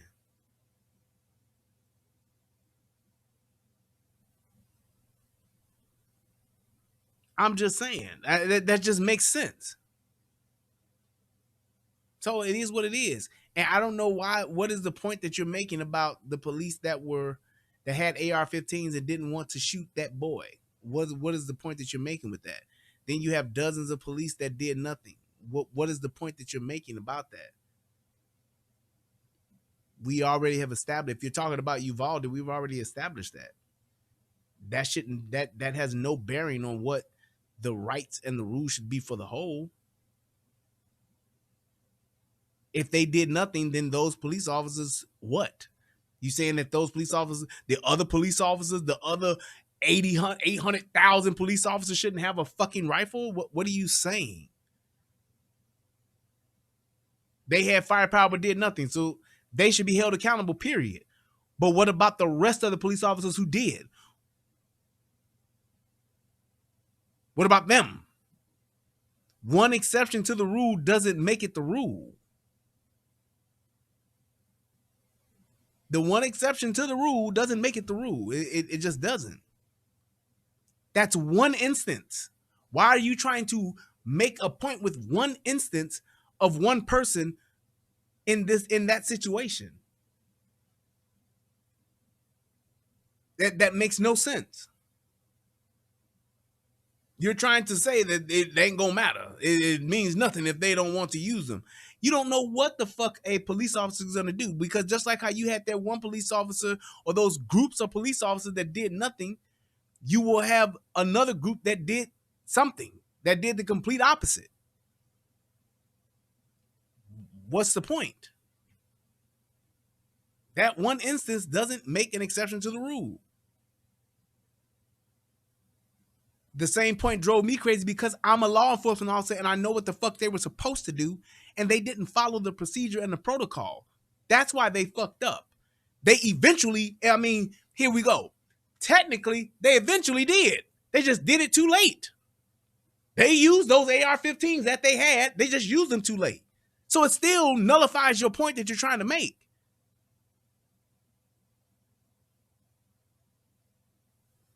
So having the AR-15 absolutely did work. They just did it too late.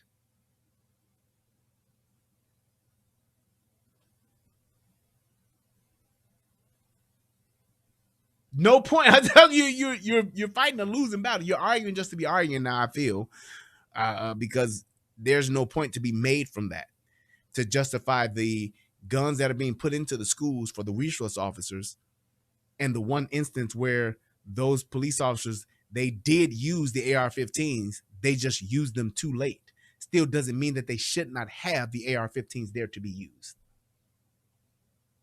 As fucked up as a situation as Uvalde was, that's the fact. I'm gonna go in there with that AR-15. It's no different than anything else in life when it comes to trying to be the best at it. I want the best tools possible to get the job done. I don't want the worst tool possible. And I think one of the fundamental problems when you have stories like this, where you have these school districts who actually provide firearms for resource officers, and in this case, AR-15s, I think people are thinking, oh, well, they're just gonna walk in there and just hand them an AR-15 and say, here you go, protect the school. They clearly state that there's a process by which they go about doing these things. And I said that. Yeah, you never said that. You said, I never said they should not have them. Here's the issue that I have with you, Fayetteville. What's the title of the show? NC, meaning North Carolina schools, armed with AR-15s. Should all schools do the same?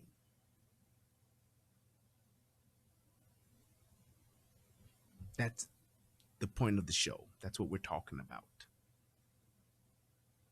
So, yeah. That part. There's going to be training involved in these things, which is also ironic to me, because in one breath, people who are sort of kind of anti will say things like, yeah, I just feel like people should get more training. Well, that's just an excuse to make firearm ownership as hard as possible, because when you establish that there is training for something, you're always going to fall back on I wish there was more training, and then I wish there was more training, and then I wish there was more training, and before you know it, you're going to say, well, you need to be a Navy SEAL in order to have a firearm. That completely undermines the inherent purpose of the Second Amendment. It's designed so that people can own firearms outside of the military and outside of being a police officer. And that's pretty much it. I mean, he goes on and on about that, but that was the point that I really wanted to drive home. It's like, why would we have a problem with these people being in the schools that have the training to have the proper tools? It's like putting teachers in schools with no reading materials and then asking the question, well, why don't they know how to read? Nobody's teaching them how to read. That's why they don't. So having an AR-15, having a resource officer in the school that's not getting training is the problem. Why aren't they trained? Because there's nobody training them. So you see how that part works? You have to have, it's like what's the song, Love and Marriage? You can't have one without the other. They go hand in hand. The responsibility of carrying a firearm goes hand in hand with training. That's just what it is. And to your point, you said, I have no problem with them all having guns if they're willing to use them on the people known for these mass shootings.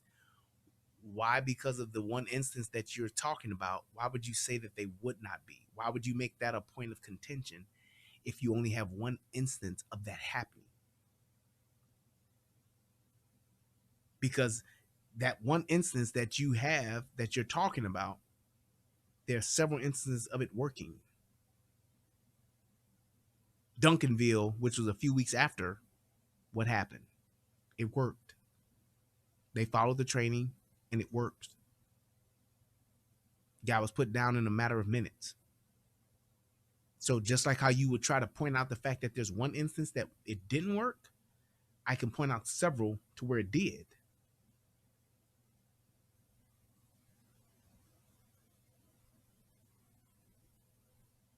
Just saying.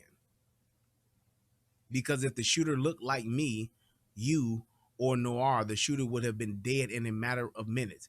That's a great point. And you know why the shooters wind up dead that are black? Because niggas don't know how to listen. Niggas don't know how to surrender.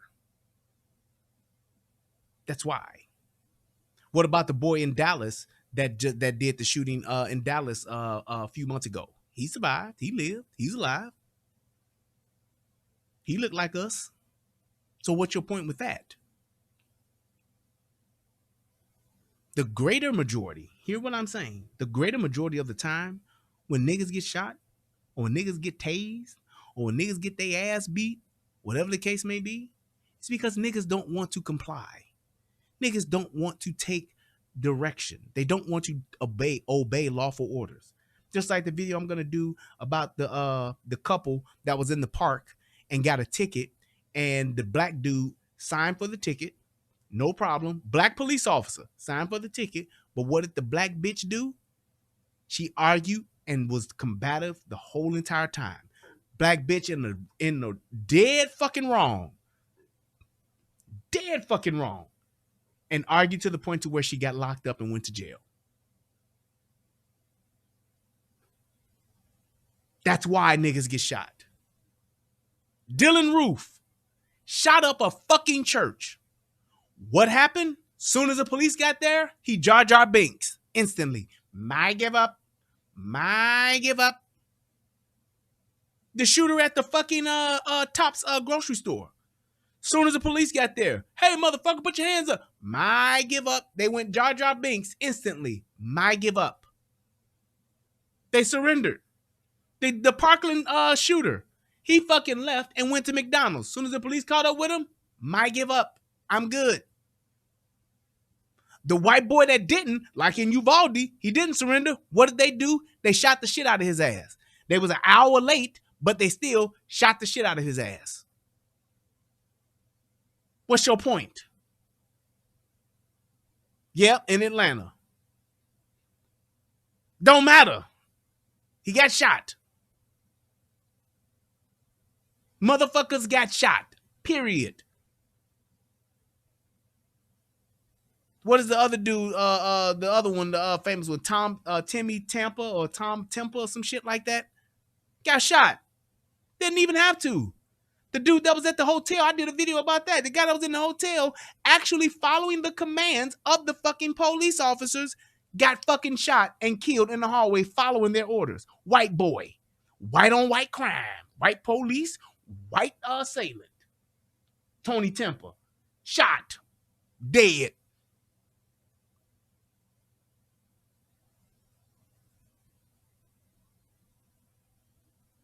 Just saying. Now, let's take it a step further. How about the niggas that shoot other niggas that not only go to jail, but they get out and they still don't have to pay bond. They still don't have to, they still will get an electronic bracelet, but they don't get shot. Nigga get locked up. You know why? Because when the police catch up with their ass, they surrender. I always talk about the person who I know. Well, I don't know this person, but I personally know the person who's related to the dude. He shot a motherfucker, went to jail. They let his ass out on bond. And while he was on bond, before his court case came to get called, he shot another motherfucker and went back to jail. And before his case got called and got out. How about that? How come niggas don't talk about them stories? All of the niggas that get shot over the weekend that never fucking even get caught, and then when they do, they get to fucking have their way to go home. Nobody talks about that though. It's ironic and it's so funny and it's strange as how niggas forget that part. But the minute a police officer shoots a nigga, then it's, see, that's how they do us when they look like us. See, that's how they do us when they look like me. See, that's how they do it when they look like us. See, that's how they do us when they look like me. 80% of the murders in Chicago are unsolved. See, that's how they do us when they talk about us. The fuck? 78 niggas get shot tomorrow on Friday and ain't nobody caught, and niggas don't say shit about that. How come it ain't niggas protesting about the shootings in Chicago of the niggas that's getting shot and killed that they not getting caught? Where's that protest at? Where's Black Lives Matter? Where are all the pro-blacks? Where are all the people that care about us doing violence to us? And it's about the black folks. We got to rise up. And old Dabo Jack is that we got to take care of us. We got to become a better people because the white man got it in for us. Well, where y'all niggas at when there's innocent niggas that's dying? Day in and day out by other niggas. And them niggas ain't getting caught. Where's the protest for that? When them niggas get out on no bond. No cash bail. Where them niggas at? Where y'all at protesting? Where the YouTube shows? Where the channels? Where are the Instagram lives? Where are the Facebook lives that's talking about that shit? The shit that Kim Fox is doing with the courts in Chicago alone. Where are the live shows talking about that bitch by the Democrats? Look at the shit that, let's take it a step further, shall we? Yes, we shall. Look at how the fucking president is running the fucking country into the ground. Niggas and people alike are suffering like we've never suffered before. Inflation is at an all-time high. It's the highest it's been in over 40 fucking years. Gas is high. Bread is high. Milk is high. Everything is fucking high. Ain't no more jobs getting created, and niggas ain't making no more money, but you niggas ain't saying shit on live. You niggas ain't saying shit on Facebook. You niggas ain't saying shit on YouTube. You niggas ain't saying shit on Instagram. All y'all niggas is doing is just saying nothing. That's it. But you talk about a police officer, the first chance you get was some shit that happened 4 years ago. You niggas will talk about George Floyd all motherfucking day. You niggas will talk about Breonna Taylor all motherfucking day. But you niggas won't say a goddamn thing about Joe Biden, who ain't did shit for niggas and who all you niggas voted for. All you niggas went out and voted for him. Every last one of you niggas talking about, we gotta get Trump out of there, man. Trump is the Trump. You niggas talked about Trump every motherfucking day on your social media pages. And you niggas trolled every nigga that supported Trump on your fucking social media pages and their social media platforms. Now, this nigga Biden, your granddaddy, your white granddaddy, is sitting here fucking up the country without no motherfucking contestant from any of you niggas. And you won't say a word. He got all you niggas suffering. Ain't did nothing but gave you niggas Juneteenth, and you niggas ain't said shit about none of the shit he's doing that's fucked up. Country is the worst it's been since I've been a fucking live. Niggas are suffering and are about to continue to suffer, and this nigga did it in 18 months. And you niggas ain't saying shit.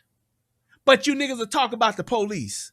You see, they let that white boy, the white boys, they always get locked up. The white boys don't never get shot. I tell you that the white boys got shot. Oh, well, most of the time it don't. But how come the black boys get shot? The black boys don't get shot all the time. Oh, well, how come the white racist cops out here? That's all y'all niggas worried about. Right, Scholar Boy. Them niggas brought you fucking crack pipes on the street for crackheads to get high. They just hired 87,000 fucking IRS agents to come and tax working class niggas, working class people, and you motherfuckers ain't said shit about it. And if we say something about it, oh, well, they just hate Biden because Biden's a Democrat. Oh, but when they come and tax your ass, you ain't got shit to say. All this fucking spending, trillions and trillions of dollars these motherfuckers have spent. This bullshit they just spending right now. Ain't none of y'all niggas got shit to say about it. Oh, now you niggas don't know shit about fucking finance. Now you niggas don't know shit about inflation. Y'all don't know what the fuck it is. Oh, okay. We are in a fucking recession. Ain't not one of you niggas blaming Joe Biden for the shit. Why is that? You tell me why that is. This is the kind of shit, this is why, two things. This is why I hate niggas, and this is why I can't fucking stand liberals. Because even when you motherfuckers do step in your own shit, and you motherfuckers shit the bed, and you pull the covers back, you motherfuckers will get up and just pull the shit right back over the bed. Put the covers right back over the shit in the bed. You won't even say, well, damn, I shit the bed, huh? Man, let me clean this shit up. Nope, you niggas will get up, shit all over you. Shit all over your hind parts, all over your front parts. I mean, the bed is just shitted. You done pulled the sheets back, got up out the bed, and gonna pull the sheets back over the shit. You gonna straight Amber Heard the motherfucker and walk off like ain't shit happened. I don't know who shit the bed. It wasn't me. Yeah, you smell like shit, and I see the shit on your leg, man. It's going down your leg. You ain't gonna do nothing about it. It wasn't me. It wasn't me. I don't know how this got here. The fuck? Nearly all, this nigga says this. this shit I'm talking about. Shit the bed and won't admit the bed is shitty. Nearly all of the black people that I know is doing, and this nigga, a college graduate, is doing pretty good and live in very nice houses and drive nice cars. Well, here's a fact about that. So was it when Trump was in office. But how about this? Let's go with some fucking facts instead of nearly all the black people you know. Because I'm sure you don't know the nearly all of the black people that's in the country. 2 consecutive quarters of negative GDP, sir. That's called a recession.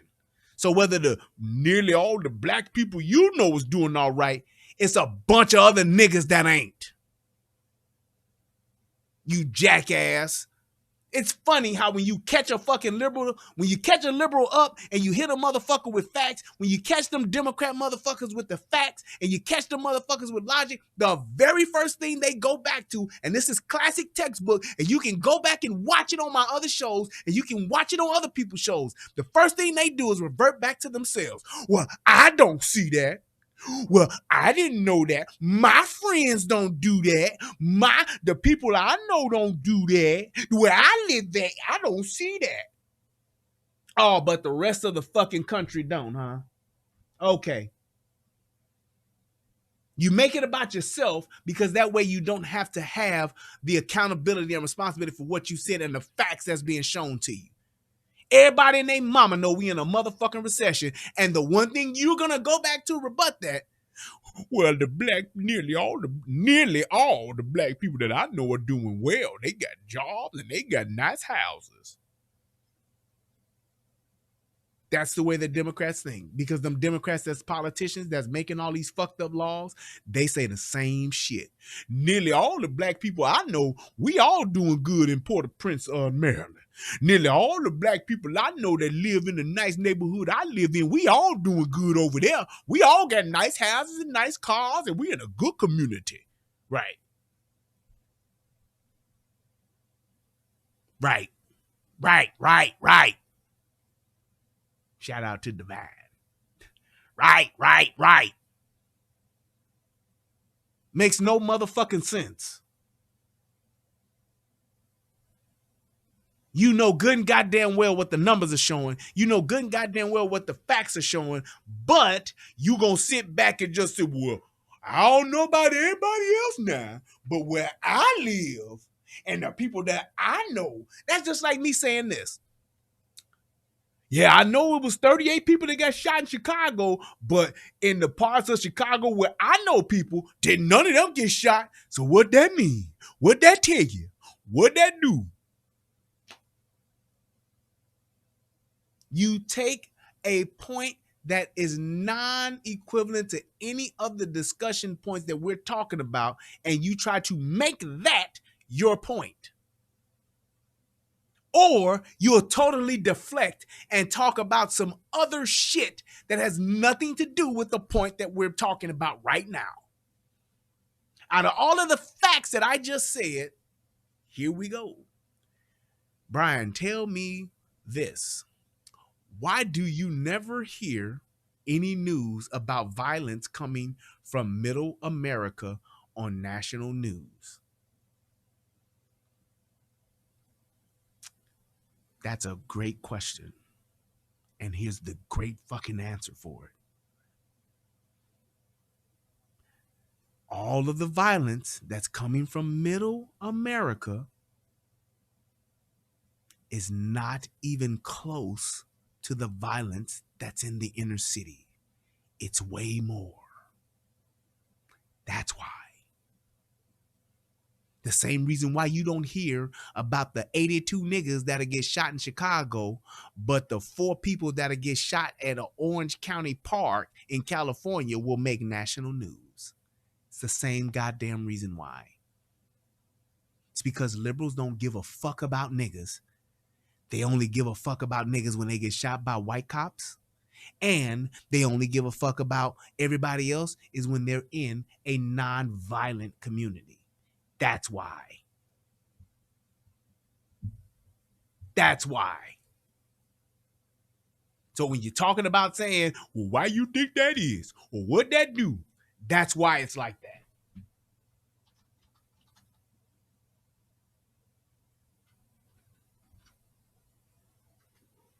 That's exactly why it's like that. Just like you didn't hear about this. Chicago, July 23rd. At least 64 people shot, nearly a third of them on the west side where shootings have been down. 64 people shot. Then none of you niggas hear about that shit.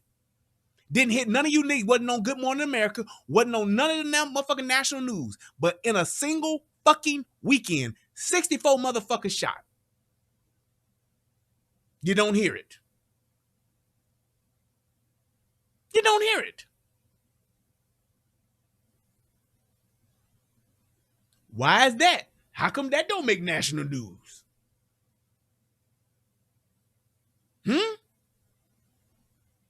That wasn't national news. Niggas didn't hear about that.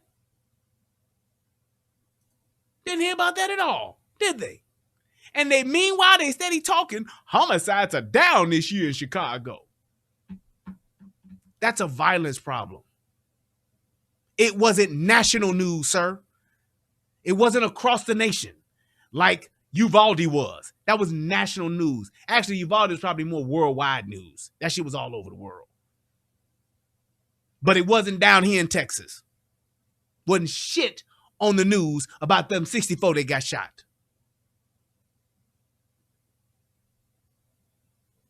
Ain't happened nowhere else. Ain't no other place having this many fucking shootings in a fucking weekend. It's been like that for years in Chicago. And they don't talk about it. 84, 106, 109, 32, 36. That's 30. That shooting right there, 64 shootings.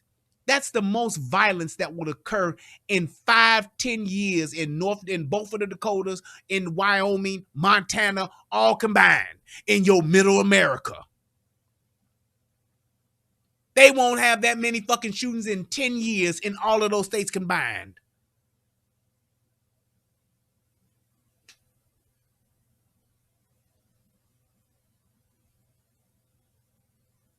Just saying. It is what it is. It is what it is. You have to look at what the fuck. I mean, just look at the fucking truth of the matter.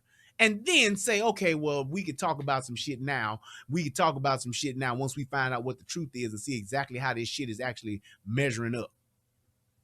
But no, you so busy worried about the white cops. You so busy worrying about the white cops shooting the black folks as opposed to the dozens of fucking black folks that's getting shot by black folks. There are more people dying by blacks than there are by whites. Why are we not concerned more so about the blacks being shot by blacks than we are about the blacks that are being shot by whites?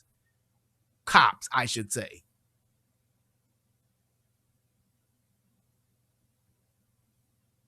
I'm just saying.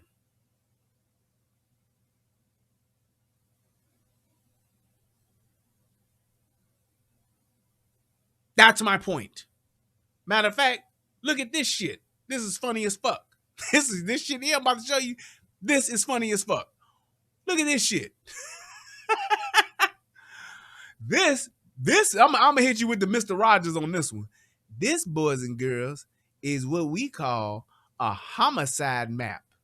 Now, a homicide map is something that shows the homicides in the city.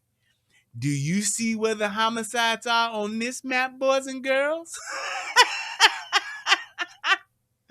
That is right. The homicide maps on this map, boys and girls, is where? It is where the black people live, boys and girls. This shows us where the most homicides are. That means a lot of people are getting killed in these areas, boys and girls. You see that? This is where everybody's dying in the city. Ain't it funny how every place else in the city ain't red, but just these areas where the niggas live? That's what that means, boys and girls. Ain't no white neighborhoods where these niggas are dying, boys and girls. You see that shit? This is where niggas live. How come ain't nobody talking about this? It's a fucking heat map for homicides, and niggas ain't talking about it. Ain't no niggas protesting about it. Ain't no channels talking about it. Huh? Where you niggas at? This is why I hate niggas. This is why. Because you don't want to acknowledge the truth and the facts over what the fuck is a hot topic. Over what the fuck a hot topic is. You niggas are more concerned about a hot topic than you are concerned about your own fucking people. I got my hands thrown up right now just in case you're wondering. This shit is ridiculous. Thank you, Aaron. The 13% committing 51% of the fucking violent crimes. You need that on a fucking map too? This ain't the news. He said because the news do. He said do not. It does not. You fucking college fucking graduate. Because the news does not concentrate on whites killing whites, either unless it is something very bad. No, sir. The reason why they're not talking about the whites that are killing the whites, it's because they are not at this level. Do you realize that the whites actually outnumber the blacks here? And they're still not committing 51% of the crimes? Hell, the whites aren't even committing the other 49% of the fucking violent crimes. That's one race of people committing 51% of the crimes, and they are only 13% of the population. Dude, what the fuck is that? That ain't no conspiracy. Those are numbers. Those are fucking facts. And as opposed to addressing and having a conversation about that, you want to talk about the white folks. You want to talk about the liberal media. You want to talk about not the liberal media, but the conservative media. You want to talk about the southern states. You niggas are all the same. And that's why I like when you come on here, NC Fayetteville, when I got time, is because you are the typical liberal nigga. That's why. You are the shining example, a textbook example of just what the fuck I be talking about.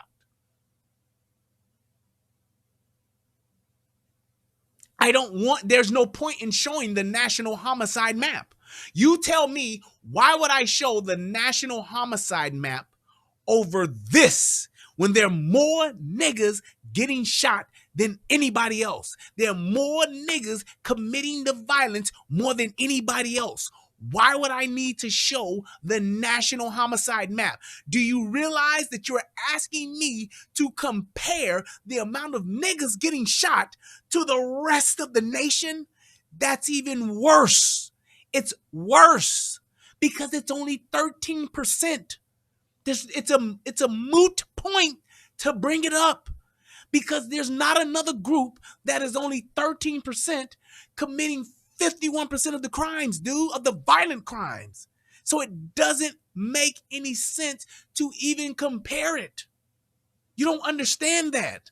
You're so busy trying to compare yourself to white folks that you're not even looking at the devastating numbers of violence against black folks and black folks. There is no other group, and you can look it up.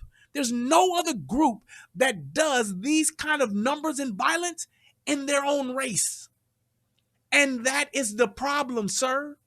That's what you're failing to acknowledge. You're so busy caught up in every other race that you won't acknowledge the fucked up shit in your own race, which is why niggas suffer, and that's why nobody cares about niggas. Not even niggas. That's why when I say the worst of us does the worst to us, that's what I'm talking about. That's the worst of us doing the worst to us.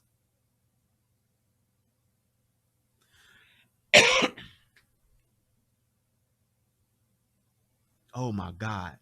There you go. There they go. This is what they do. This is exactly what they do. Now you want to look at the homicide rate. The homicide rate is going to be high because there are more people than any other group, than our group. It's the percentage that you want to look at because the percentage shows you exactly who is getting the most violence. We have 51% of the violent crime, sir. Whatever group you want to put up that may have higher numbers per capita, it don't matter. Our percentage is the highest. We are doing 51% of the violence to us. Do you not understand that? We're committing 51%. So whatever other percentage you want to look at, it is not going to be higher than 51. What's the point of looking up the other 49 if there's not one group that's even doing the 49 by themselves? Because even that other group that's doing more per capita, the percentage of them is not less than 13% of the population. Why would you think that that shit matters?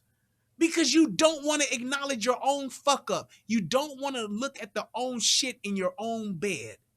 And that is the problem with us. We want to talk about everybody else and we want to talk about everything else in the fucking world as opposed to looking at the shit that's in our own fucking bed. That's the problem.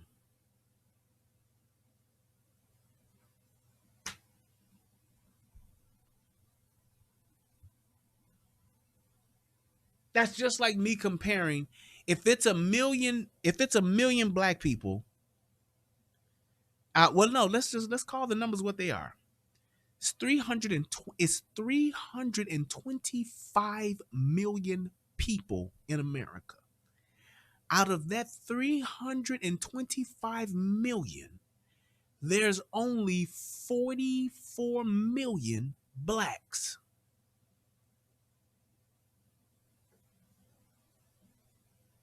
There's only 44 million blacks. If it's 44 million blacks, out of that 325 million others, why would I want to compare what 44 million is doing against what the other 300 and what is that, roughly about 380 million are doing, when we are the smaller percentage doing the most in that category? Why would that matter? Why would that be a bias? Explain that. You can't explain that. Why would that be a bias? Why is that being biased?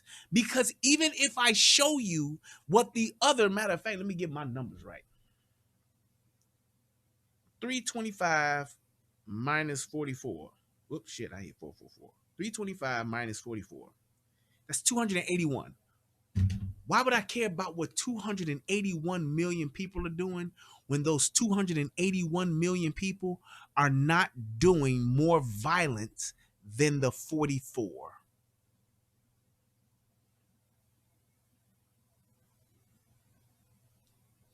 That's all I'm trying to figure out. If you're going to say that I'm biased, then that's what I'm asking you.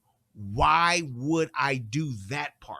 Why would I compare? If you had a chance to choose either taking $281 million or $44 million, which $1 million bucket is you going to take? You're going to take the 280 million. Why? Because it's the most amount of money. That's just what it is. I'm going to take the most amount of money that I possibly can. That's what I would do, right? Okay. Now, here's the other part to that. If I told you you can either have $281 million or you could have, well, that wouldn't even matter. That wouldn't even matter. That's a moot point to that, because what we're talking about is what the actual 44 million is doing versus the 281 million is doing. If the 281 million is half of the violence, what difference does it make that the 281 million violence is doing? Because they're doing, by that logic, they're doing 49%. And that 49% is not being done by one group. It ain't all white. It ain't all Mexican. And even if it was, we're still doing the mostest.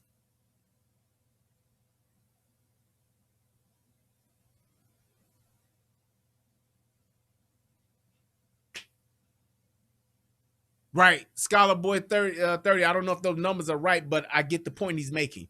He says, bruh, it was 50%. If it was 50% white and 50% black, we would commit murders 5 times more than whites. Why would that not be the problem, as opposed to you saying, well, the other whites, they do it too. But they don't do it on our level. They're not doing the most. Man, I miss this nigga Tommy. I'm just saying, they're not doing it on that level. The reason is because I asked you why you never hear violent news coming from Middle America, where there are precious few black people. Exactly. The niggas there aren't committing those crimes on the level that they are where it's the most niggas. He said, by that same standard, I can say that if 3 black people were killed in Chicago by other black people, then it would take 21 people killed in Montana to equal the same per capita rate. Wait, let me read that again. 3 blacks were killed in Chicago by 3 black folks. Then it would take 21 people killed in Montana to equal the same. But who would those 21 people be killed by? It wouldn't be all white. Whatever that percentage is of those people, it would have to be done that way. And it's not happening. It's not happening. I think what you're trying to say is that there's still, we're not saying that there are no other murders or no other violent crimes that's happening. We're not saying that. We're saying that this handful of people is doing more than the rest of the body of people. That's what we're saying. That's what we're saying.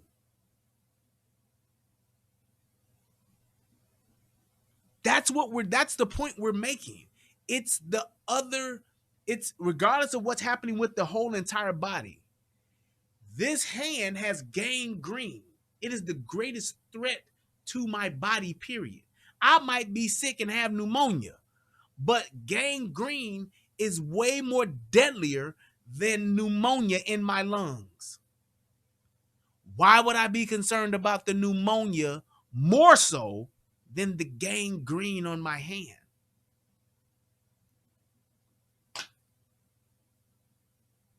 But a lot of white people are committing crimes. Why is it not on national news was the question. Again, I don't know how you keep missing this, man. It's because white folks ain't committing 51% of the crimes, being 13% of the population. Murder occurs every day. People die every day. Just like you don't hear about every single car crash that occurs in the country, it doesn't make national news. Every person that dies in a car crash, which happens every day, there's one dying right now by statistics. You will not hear about it. It will not make the news because it is across the board about the same. However, when you have a 240 car pileup that occurs on I-94 in Michigan, that will make national news because you don't have 240 car pileups that occur across the board in the country, and it doesn't occur every day. That's why. There's your perfect analogy to show you why it's not talked about. Nobody gives a shit about the 2 bodies that are gotten murdered in Montana. Don't nobody care about that because there's 74 niggas that then got shot in Chicago. How do you find yourself to not accept that part of what I'm saying? It goes to show you why we have the problem we have as black folks. Jesus.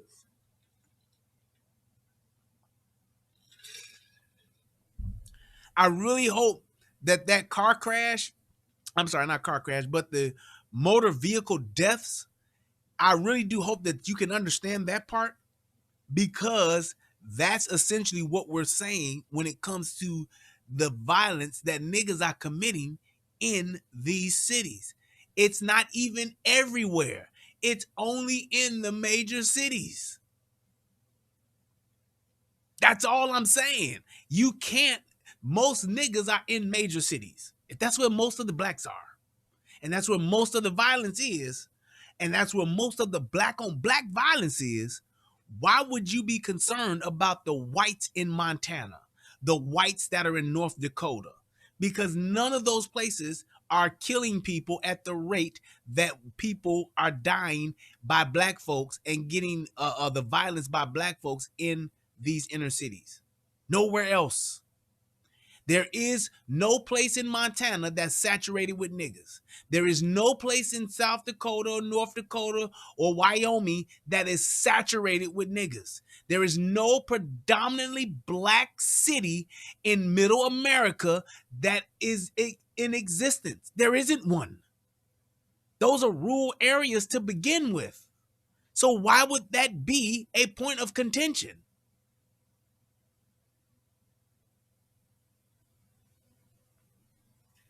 I tell you what, put the link in the chat or tell me the website to go to that shows the national homicide map, because this just says Chicago. This don't do the whole country. Yeah, it won't do that. Nope. It only shows Chicago. Yeah, it's only showing Chicago. So I can't find the one that shows everybody.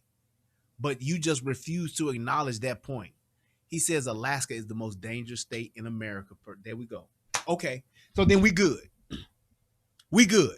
Alaska's the most dangerous place in America. Fine. You go find me somebody else who believe that, and there you go. So problem solved. Problem solved. That's exactly why I hate niggas. Because this nigga's gonna try to convince us, and you know what? Matter of fact, now that I just thought about it, you said this stupid shit before and I proved you wrong. You wrong, nigga. You're wrong. You're wrong. That is not true. The point that you're trying to make is not true. You're trying to take a number and you're trying to skew it to say that it's the most violent place when it's not. I showed you this shit before. We did this already. We did this. I clearly remember now. So no, nigga, that point that you're trying to make right now, your ass is wrong. You're fucking wrong. I remember now. Nope, nope, nope. It's not okay. Your ass is wrong. That's not fucking true. You're fucking lying. You're trying to take some skewed numbers and you're trying to apply it to some shit that is not fucking true. You're lying. You said that stupid shit before a while ago. Nope. Not letting you do it. No, no, no, no, no, no. I ain't got to pull up shit because I did it the last time and I proved your ass wrong and I kicked your ass again. Nope. Not doing it, bucko. So rap. You can forget it. You can fucking forget it. What that's? Oh, let me see what Jason's talking about. I can fuck with Jason because Jason, he be on his shit. Let's see what the fuck is going on. Nigga talking about that Alaska's the most dangerous place. Nigga, your ass is lying. I remember that bullshit because I had to shut your ass down and show you that shit before. It is not compared to the violence and the violence being committed by blacks in the inner cities. That's not true. You're lying. That's that bullshit. Let's see what you got here. Jason's showing 7 months of U.S. gun violence in 2022 as of August. 11,900 gun deaths, 22,900 gun injuries, 380 mass shootings, 640 children shot, 2,950 teenagers shot, 680 defensive use incidents, 900 unintentional shootings, and 14,000 suicides. CDC estimate. That's the CDC that's estimating that. So let's see what else he got on here. If this shows, oh wait, there's a map. Mass shootings. Nope. I want to see. Let's see if we can see one for gun violence. Ha ha. That's January through May 27th of 2022. And let's see if it's going to show that. Ah, shit, I can't see it. Home invasions, defensive use. Oh, hold up. Oh, those are school shootings. Dang it. Let me see. Right, no common sense. Man, dude. Santa Fe, nope. School shootings, mass shootings. Yeah. It ain't showing me just the regular. Yeah, it's doing unintentional shootings and it's showing all the other shootings but that. So it's not showing me that, Jason. Dang it. Oh wait, let's see. There's a website, gunviolence.org. Let's see what the fuck that got up here. Or if that's the same. Oh wait, there it goes. This got all the gun violence deaths. Exactly. Fucking whatchamacallit ain't nowhere on this motherfucker. My point.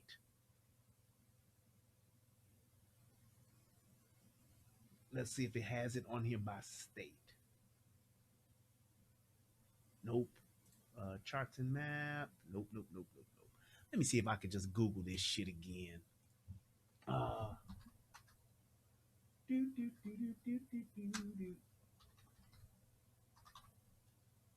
shit, I typed that wrong. Violence. Lying ass niggas. Boy, I can't stand a motherfucking nigga that lie, man. God damn. Lying ass motherfuckers. Do. I can't fucking, that shit ain't there. Nope, that ain't it. Nope, that ain't it.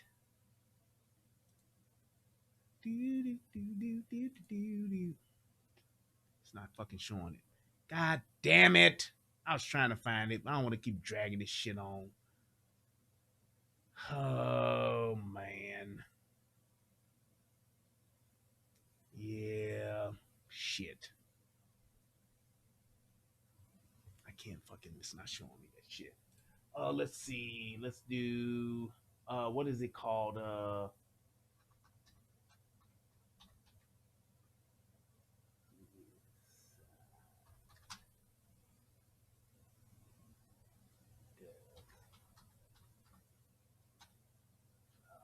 Is that it? Will it show me what I'm looking for? God damn it.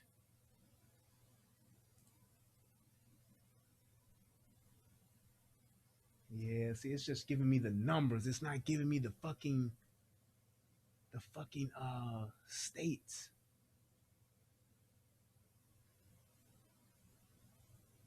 Damn, you son of a bitch. I would have to have a whole show on that because it's not showing me the goddamn states, and that's what I'm trying to find. Shit. VPC.org. Let's see what that is. All right, I'll check that out, Jason. Let's see. Do.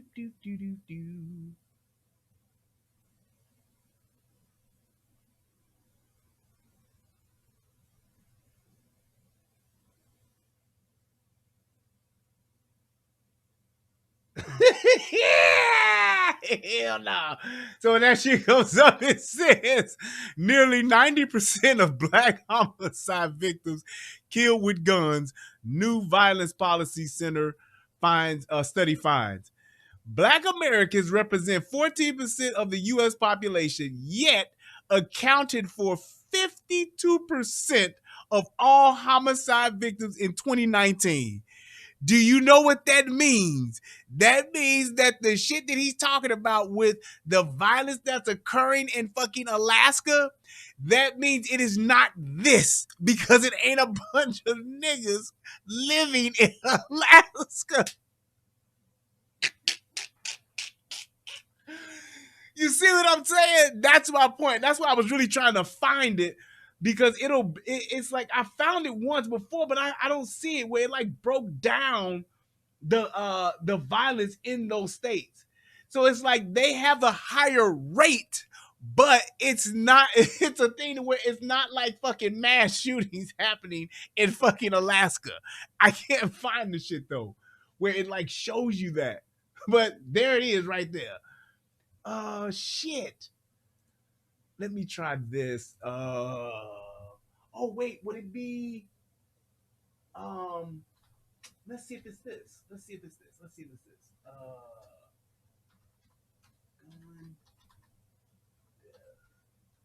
if that's it.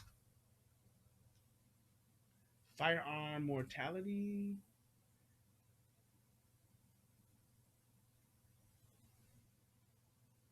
Let's see. Come on, you son of a bitch. Oh, wait. There. I think this is it. Hold on. Let me show you how much of a dumb son of a bitch you are.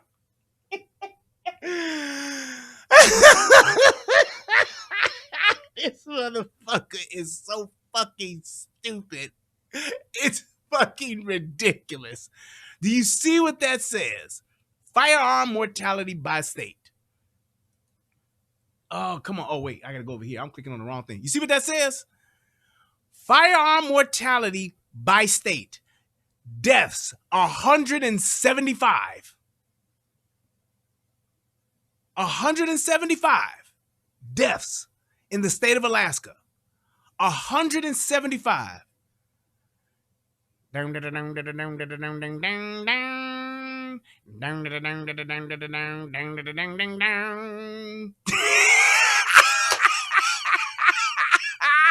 This stupid motherfucker.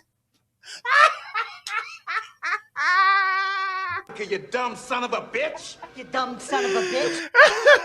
Post the day of redemption is at hand! Repent!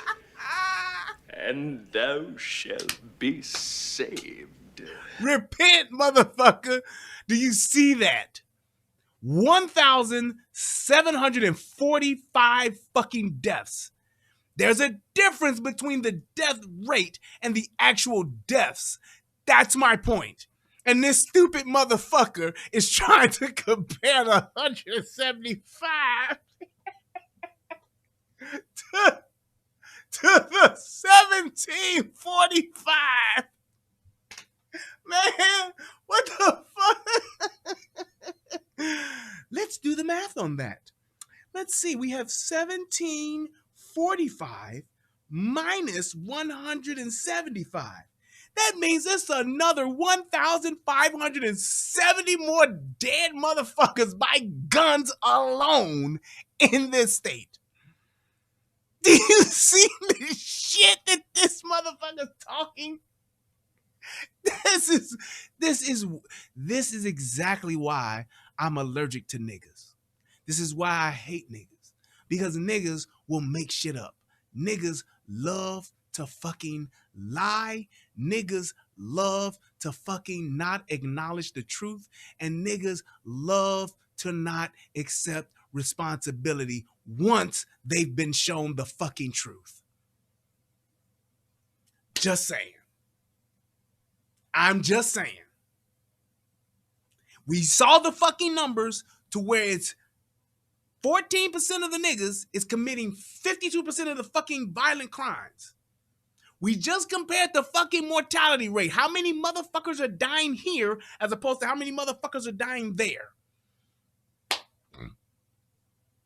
What the fuck other point are you trying to make that is valid to the amount of niggas that are fucking committing crimes and the amount of niggas that are dying? Because we are the smaller number. You stupid son of a bitch. I'm just saying. I'm just saying. And you talk about these other fucking states. It's niggas. Let's look at Mississippi. Look at Texas. And these ain't even overpopulated by niggas. That's what I'm saying. There is no niggas. There is no nigga state.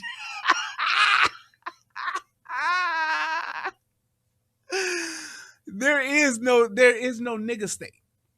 So because there's no nigga state, you actually don't even really get to know the full extent of this because there's no nigga. Let me see if I can do it like this where you can still see me.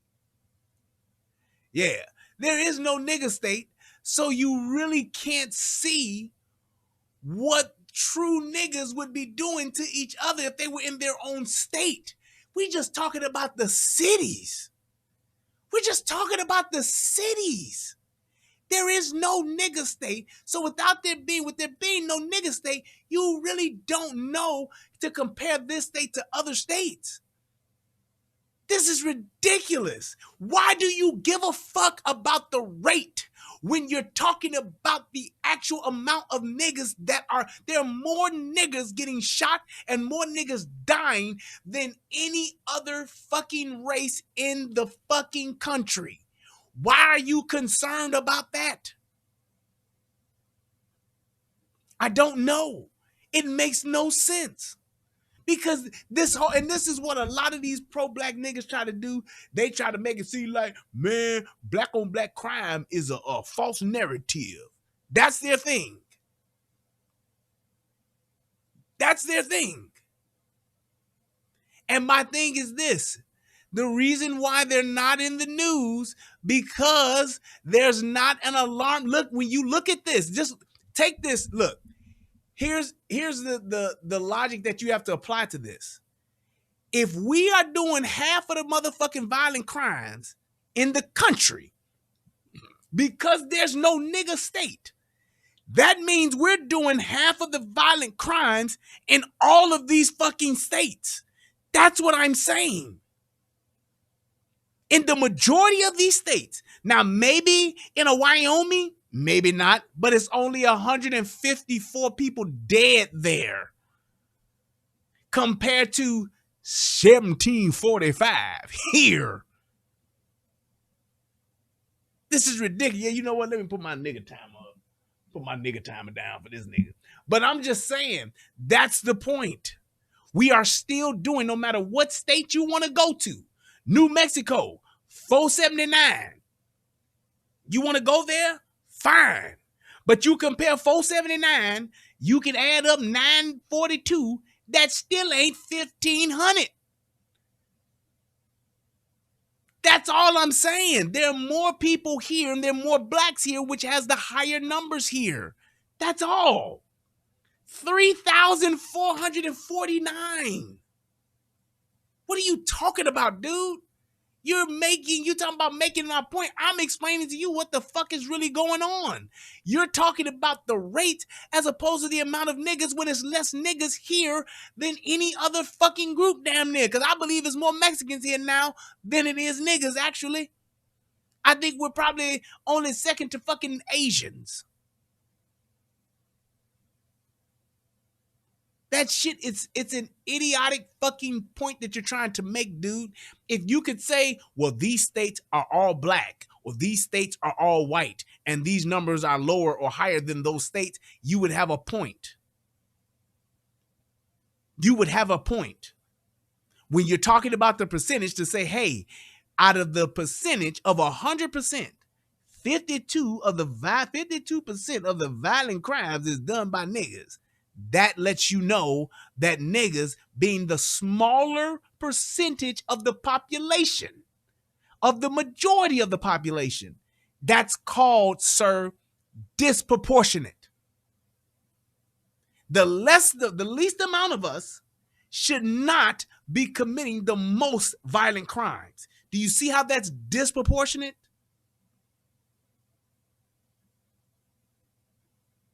That's all we're saying. That's all we've ever talked about. That's all we've ever talked about. So it's like you're trying to talk about something, you're trying to compare 44 million to 281 million. That's stupid. You can't compare 281 to 44. But you can sure enough compare who's committing the most crimes. If it's 10 people in a room, and out of those 10, one of them is black. Those 10 people go over into another room with 1,000 people in it. Out of those 10, the one black person hits the most out of the 1,000, hits 500 out of those 1,000. Those other 9 people, even though they're more than the blacks, those other 9 people did not do as much damage as that one black person did, because that one black person did more damage. He hit more people than the other fucking 9. That's what we're talking about, dude. You trying to say, but yeah, it's 9 other people though. They hit people too. Yeah, but they didn't hit 500, you stupid motherfucker. This nigga's crazy. Man, what the fuck ever. You have no point to make, sir.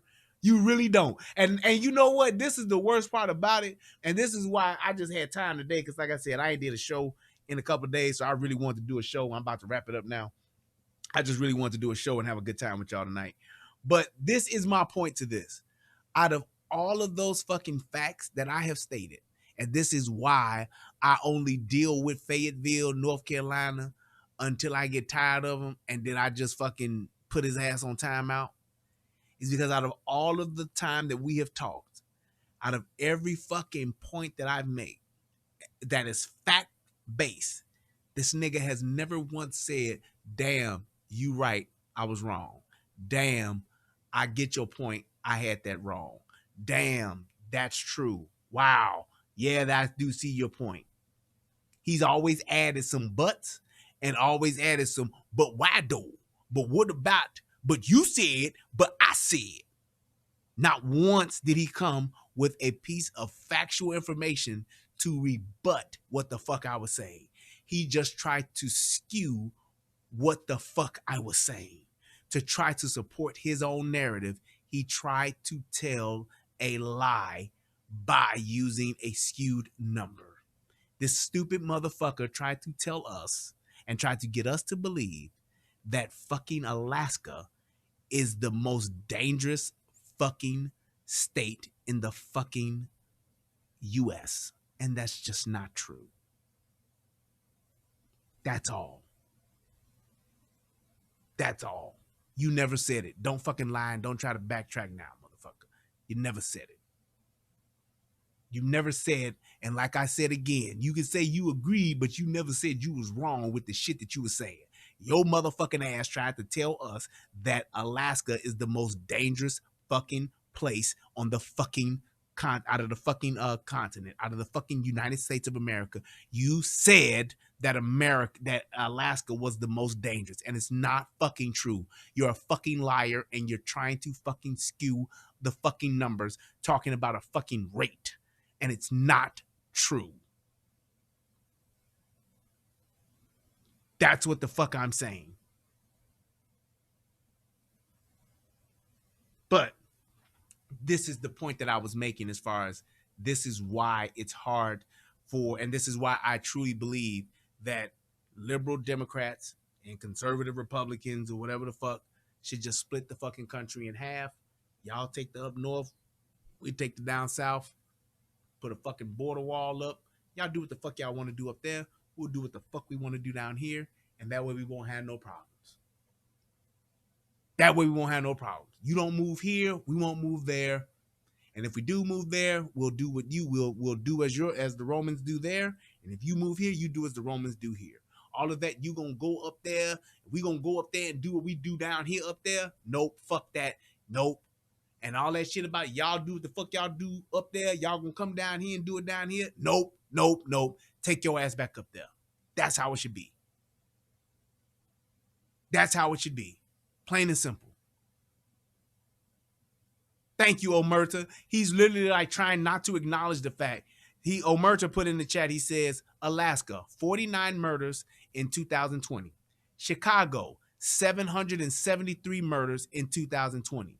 This motherfucker's trying to make it seem like, and he said it, that Alaska was more violent than fucking Chicago. It's not fucking true. It's not true. Like he said, case closed. Case closed. Because the other point is, it's more niggas dying in Chicago than it is in Alaska. And if you're so pro-black, if you're so for your people, why would you give a shit about the whites and the handful of blacks that die in Chicago, in Alaska, when you have way more dying in Chicago?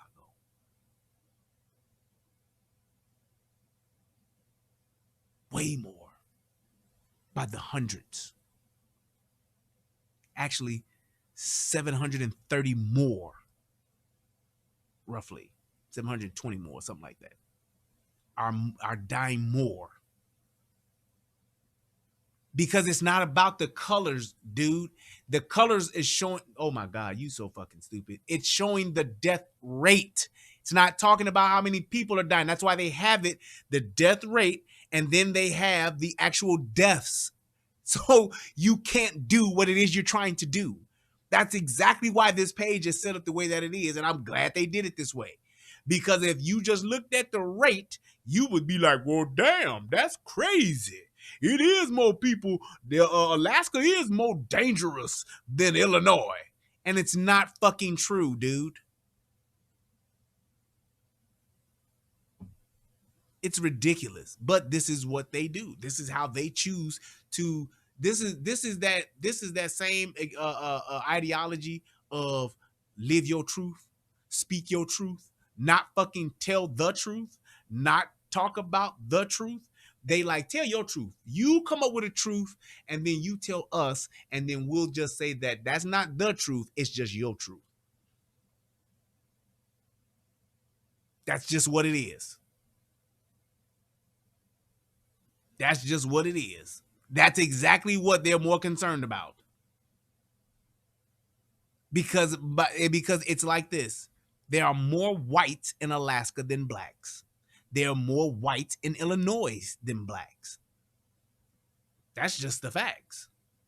But it's more niggas committing crimes in Illinois than it is in Alaska. You know why?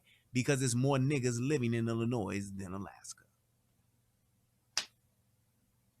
Just saying. And I would say this. I hope that there are more smart people that go to Fayetteville State University or North Carolina. I hope that this motherfucker here ain't summa cum laude. I know he's not, but I'm just saying. God damn. It is what it is. But I had fun. My stupid nigga time, the last few grains of sand just ran out, so that means this time is over. This concludes our broadcast day. I want to thank everybody for tuning in to the show. I had a good time. I missed y'all, boy. I'm so glad I was able to do this show and spend some time with y'all tonight. It was really good. I had a funky good time, my damn self. So I just want to say thank you to everybody that donated. I didn't even look to see if people were donating or not. I was just so enthralled and caught up in the show. Please, please, please click that subscribe button if you have not. Please click that like button. And most importantly, click that goddamn donate button. Please do. Thank you so much. Shout out to Jaden. Hit your boy with $5. I appreciate it. Yes, indeed. Shout out to my man Smoke the Great. Hit your boy with $10. Thank you so much. He said for wake up, it's time to go to work. Thank you so much. Shout out to Jace Junior Samples. Hit your boy with $350. Oh, I read that the other day. That was the other show. But thank you guys so much. I appreciate you all. Let me go check my PayPal. If you are still watching this show on replay, you can still donate. Yes, you can. Yes, you can. Let me see if anybody hit this PayPal. Oh, yes, they did. Beverly hit the PayPal the other day. Thank you so much for hitting the PayPal. Thank you so much to Eric for hitting the PayPal. I appreciate you guys. It's been a slice. I have enjoyed myself thoroughly.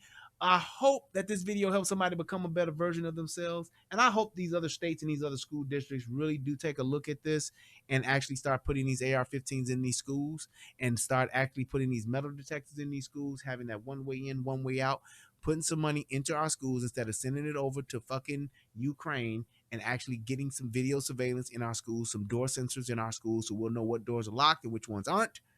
I really think that that will make a difference in helping keeping our children safe, which I think is the most important thing, and getting those resource officers trained and allowing those teachers that would like to carry to be trained as well.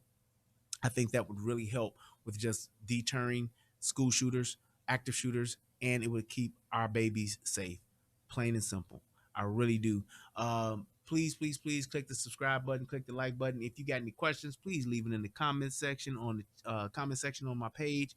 On both sides, I do read those, and I thank you guys for your comments and for your acknowledgement. As always, I hope that y'all have a good night. And till next time, peace, and I'm out. What's going on, everybody out there in the internet world? It's me, Brian Redmond, also known as the Relationship Rehab. And I need you to do two things. What are those two things? Subscribing to both my channels. I need you to go to the Relationship Rehab, subscribe to that channel, and then I need you to go to United Guns of America and go to that channel. Now you may be asking, why would I do that, Brian? Because it's two of the hottest channels on the internet. Come over there, give me your thoughts, give me your opinions, have conversations, because that's what it's all about. We talk about some of everything: politics, relationships, guns, law enforcement, community stuff. Anything that's happening, I'm willing to have a conversation about it, so come on over. You don't got nothing else to lose, and you ain't got nothing else to do. So come to my channel, subscribe ASAP, and join in on the fun. Twice the entertainment, 2 channels, twice Shout the out fun. to my boy Come on and have a Jason funky good Guns. time Hit your with boy your so. boy. Peace, Appreciate and you, I'm brother. Oh, wait, hold on. Hold up. Wait. I just hit that refresh. Let me go ahead and acknowledge y'all because I appreciate this bullshit to the back. Shout out to my man Jason, hit your boy with $20. Thank you, sir. Shout out to Mr. Maxwell, hit your boy with $5. Thank you. And Smoke One the Great, hit your boy with another $10. That's what's up. And my man Salon Vegas, hit your boy with $2. Hey, I'm gonna acknowledge that. Thank you. I'll come back for that shit. Thank y'all. Appreciate you. But thanks everybody. Until next time, peace. And I'm out. Y'all have a good night, man. Love y'all.